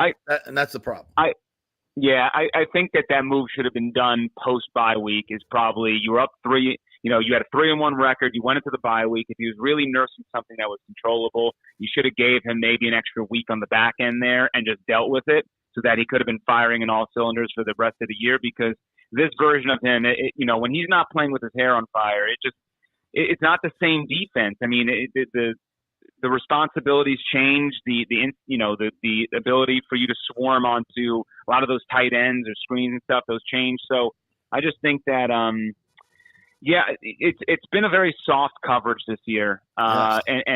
For the amount of guys that they're playing, I would like to see more man-to-man. And I know that man-to-man sometimes against a guy like Josh Allen, they did it a couple times and he scrambled. And I think you can live with that. But for the most part, no one's passing to people in man-to-man. Even if you had Dion McCollum out there, I think he's done a pretty good job this year in his progression. So, I just want to see them take a little bit more risk because this bend don't break stuff. It just doesn't work when you have an offense that is a quote work in progress. It works when you have a great offense. When you have a great offense, sure, they'll move score down 24 the field. points a game. It works, yes, but you score 18, it doesn't. Exactly. So cool. You have a great points per game against. Like that, that's not winning you any games. All you're doing is just making it look better on the scoreboard. So at some point, you got to maybe say, I'm willing to take the risk playing man-to-man, and maybe we give up an explosive 70-yard touchdown. Maybe it happens. But you know what? Maybe I got 3 more 3-and-outs. And those 3-and-outs is what's going to help this offense because they're not good enough to drive 90 yards down the field. They're maybe good enough to go 60. They're maybe good enough to do a shortened field position. So you have to work complementary here. And just the total yards, like I get it. Everyone wants to blame the offense. They're not good. I get that. But when you give up 400 plus yards of defense, when your defense is doing that, then they're culpable too. But isn't that symbolic of, I guess, who Todd Bowles is as a head coach? You mentioned it where they don't want to give up the game and press and playing man on man and things like that. But isn't that kind of symbolic of who he is? Because that was my big takeaway. I led with this today. It felt like he just coached that game, especially early on, not to lose. And when you're an 8.5 point underdog going into Buffalo with your offense, like you've got to take chances. And from the 4th down calls, and I don't know what they were doing there with trying to get somebody to get offside on a field goal at the end of the game or during the half. Like it just felt like he never really went for it. Like, hey, we're going to try to win this game. I just didn't see that, and I think that's a reoccurring theme with him. Yeah, it's a little bit inconsistent too. Like last week, or last Sunday, whatever. They had that 4th and 6, 4th and 5, whatever, to start the game, and they went for it. And they didn't get it, and they got burned. They gave up a touchdown because of it, but they wanted to be aggressive. And okay, so whatever, it didn't work. Sure. I tend to not blame so much aggressive behavior versus passive. So whatever, you tried it. Then this time around, you're put into a similar situation where here's a chance to be aggressive. You're down 7 and, you can try to get points out of this situation. And your defense is bleeding yards already in the first half. And you decide just say, screw it. Let me go into halftime, give Buffalo the ball back at the half. And then you're down 14. So would it have worked out? I don't know. Would maybe Buffalo had their full array of timeouts? They might have went right down the field and kicked the field goal. That could have very well happened, but it just shows you a little bit of the inconsistent nature. It shows you the lack of confidence in the offense. And sometimes Todd Bowles, yes, it feels like he tells you to kind of, hey, if you want to invest your money, go put it into a piggy bank. And that's like sometimes it's like there's some super safe decisions. There's some ability to not really push the envelope. And we've kind of seen it time and time again that when he put a little bit in the pressure cooker of making those decisions in the final 2 minutes of kind of what to do with it, whether it's a timeout. I thought, by the way, anyway, they burned a timeout way sooner than they had to on that drive anyway. I think they had one left, and they completed a pass to Kate Otten over the middle.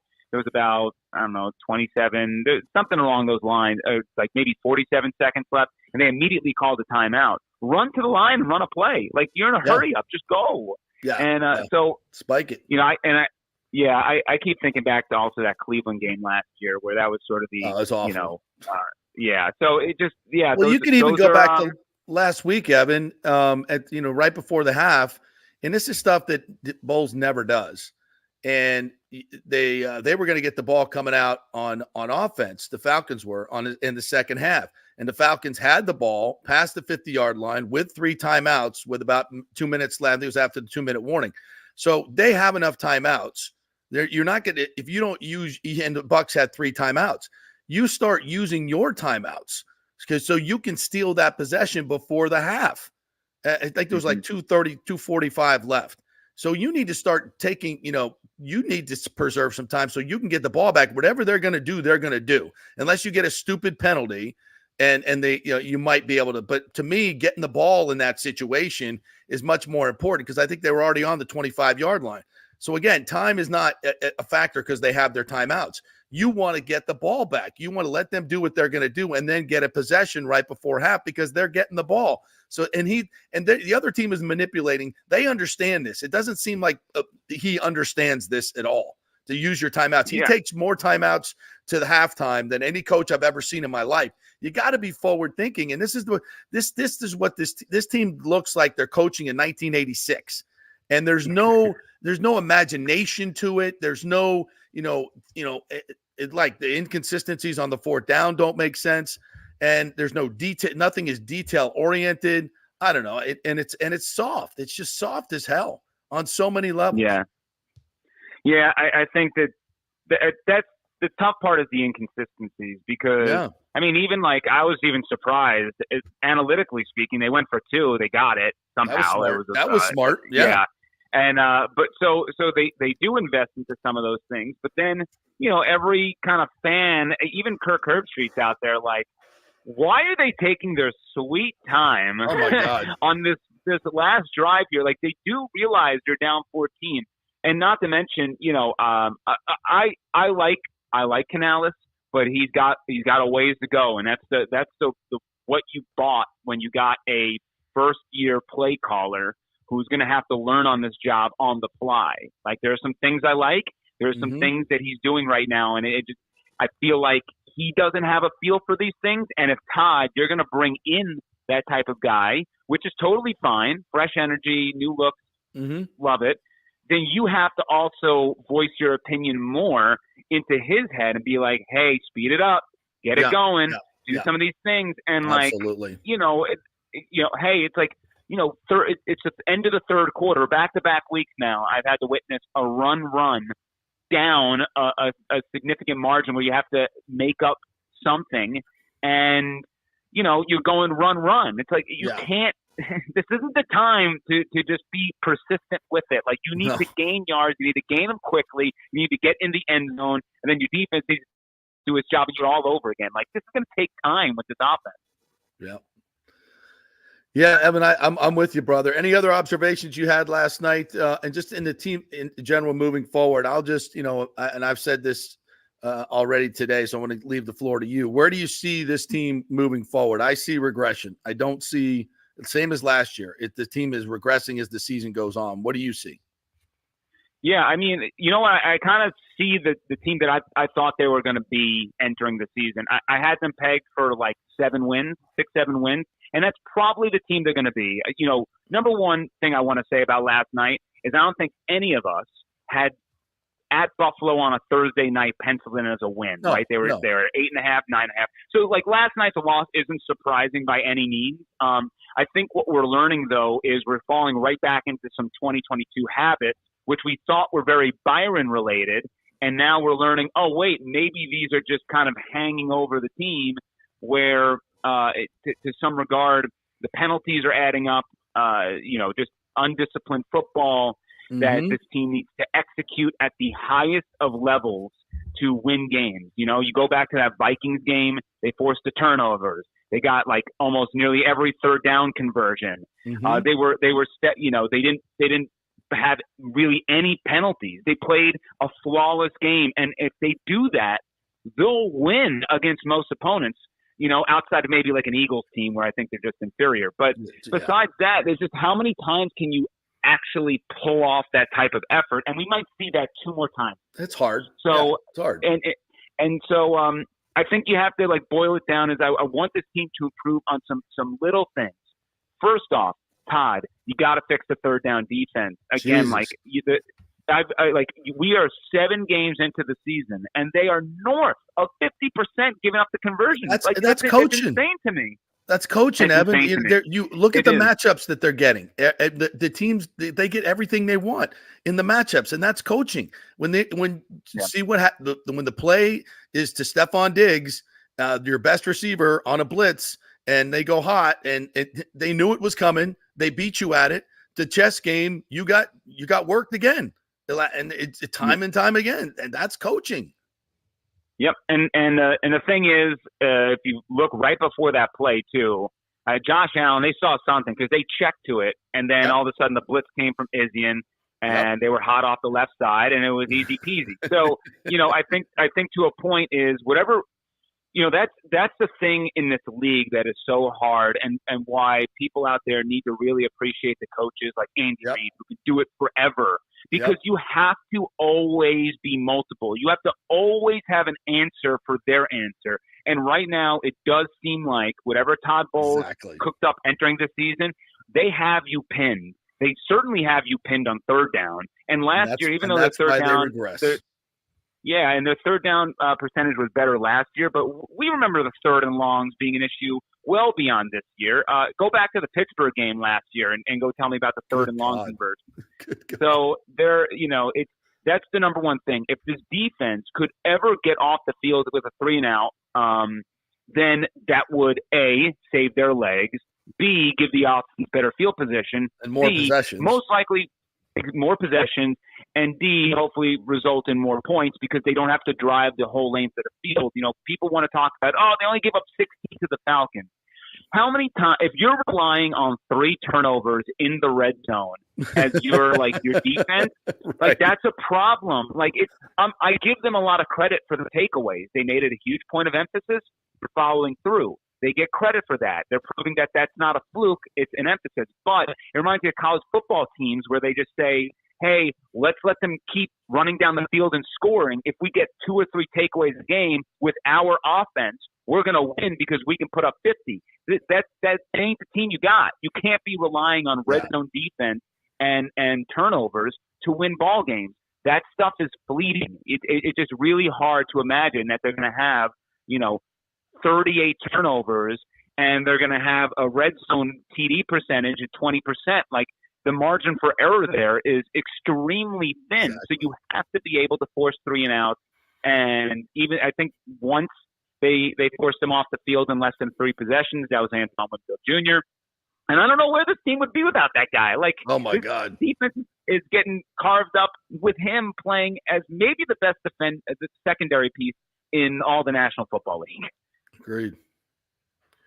All right, Evan. That's it. And then offensively, it's just I would like to see them stop running and just utilize Rachaad White out of the backfield and keep doing what they did last night because that was better. Where are you at on Baker? I'm giving him a few more weeks because here's the thing with Baker.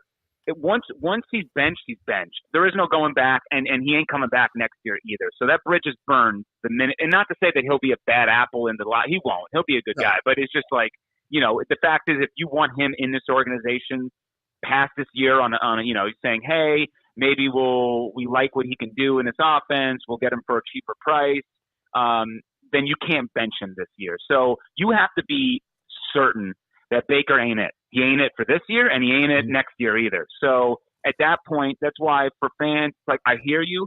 If the team goes south and they're not making the playoffs, Kyle Trask will be in there. It will 100% happen. You got to see him. You have to see the Baker Mayfield road all the way through, and I think that my evaluation is he's okay. I think at some points he's great. At some points he's horrendous. He's okay. I think that if I can project him, he's a backup that I would love to have on my team. But as far as a starter goes, he has still a lot to prove, and some inaccuracies are happening. So a bad decision here or there is happening now, which didn't happen the first handful of weeks. He's holding the ball too. He's just holding. His footwork looks completely off. He's rattled. He doesn't look smooth anymore. The first 4 weeks he was so smooth, and he's lost that. He just looks very uncomfortable. Oh, I agree. All right, Evan, great stuff, my man. Tell everybody how they can get your content there at WTSP. Yeah, at 10tampabay.com. We got everything listed over there. And also myself on Twitter. I appreciate you starting us off at eKlosky, CLOSKY, WTSP on Twitter. And, for the most part, you can hit me up there, send me questions. And I love discussing Bucs, Lightning, Rays when relevant. So, all that stuff, send it my way. Get your news department digging down on that, the finances of that deal over there. And what the hell's going on over there? And by the way, have them go do a story on the lawsuit as well. The owner's getting sued by his partners. Maybe they should do something on that. Yeah, the funny part, I do want to mention this very quickly with the Rays, by the way, because I was actually talking with our reporter who was at the council meeting yesterday. Oh, good. And in the benefits for the city, by the way, one of the last bullet points is that they're going to have a jersey pending the Major League Baseball approval. That'll be St. Petersburg will be on the jersey. That will be like one of the alternates. So they'll have a St. Petersburg Jersey Day. So I just thought that was in all of this stuff. It's that'll get them to turn very out. nuanced and a lot of money. But the fact that they had to like slip that in there is like one of the most like it's like borderline petty. I borderline respect it. It's just super funny with some of these like behind the scenes and some of these slides, what you see, and it's like really like that's at the top. You had to put that in there. It's fun. Well, let's hope someone that actually lives in St. Petersburg goes to the game if they put the jersey. Yeah. If they put the name of the city. Yeah. They could use but they could use the marketing help. So I don't blame them from that regard. Oh, they're playing in our city now. It has it on their. Oh, I didn't know that. Yeah. Oh, good. I think we'll go to the game now. All right, cool. Thanks, appreciate it, buddy. Thanks. Have a good one. Thank you. Oh my God, yeah. And there's so much in there. I wanted to get into it today, but I'm going to do a little bit more research over the weekend, and we'll. Plus, I didn't want to bore Nick with that. His head would explode if I started talking. My head exploded. St. Petersburg Rays on a jersey. And how many times people have been just complaining of whatever? Like that's going to do it. Listen, the Rays. I don't even want to talk about it. I don't even want to hear it. The Rays are so out of my mind right now. Like my Rays shirts have been tucked in the back of the closet. Just, I can't. Yeah. I just can't. I have bad taste in my mouth still. Yeah, I still I'm waiting on Major League Baseball to actually say something about the new stadium in St. Petersburg. Like say something. The lawsuit still very much in play. I still think this is a ploy by Stu. So he's going to end up getting the land at 30 cents on the dollar. Handing it over to Hines. They'll write him a nice check for that. And he'll sell his team for $1.7, $1.8 billion because I think that's what he's doing here. He's using that as leverage because the people that want to buy it don't want to build a stadium in St. Petersburg. So he'll get everybody excited about this. Hey, let the city council work on it, and then he'll sell the team, and the new owners will go, yeah, we're not interested. The one thing I will say about baseball, because the World Series does start tonight, and that's right. I've actually been very invested. I think the NLCS and the ALCS was just great baseball. Loved it, and we got a matchup that nobody saw coming. Yeah. I don't know about Nobody. you. I don't know about you, but I'm riding this Diamondback train. You like Longo. Get Longo a ring, and for the love of everything in this world, I told you last offseason, you did. Bring Longo in, and you're like, well, he's not the same player. I don't give a damn. He's a veteran voice in that locker room surrounded by a bunch of young pups and everything, and they're in the World Series. You're 100% right. We needed that. We needed that. But we didn't have a fit. We didn't have a fit for Longo. F out of here. Well, I thought they were going to go get a bat, too. They told me they were going to go to get a bat. They lied to me. Can you believe that? Yeah, now they said they were going to do it in the offseason, and then they said they were going to do it at the trading deadline. They didn't do it. But they're going to spend $120 million on payroll this year. Yeah, no. All right. Our thanks to Evan Koski. That was great. He did a great job. I was wanting to get him on the show, and he knows his football. Oh, and last thing, we didn't get to expound on it much, but for 1 week and 1 week only, go Gators. Go Gators this weekend. Yeah. Yeah, we had Scott Carter Take on down the yesterday, Dogs. and I think I definitely taken the Gators into 14.5. That's too big a I spread. like it. I like it. I think Mertz has played really, really well. That game's gonna come down to third down defense for UGA, and if Mertz can complete some passes on third down and make some plays, they got a shot. Yeah. So we'll see. That's 3:30. By the way, go to the patio for that Tampa Gator Club place to watch that game.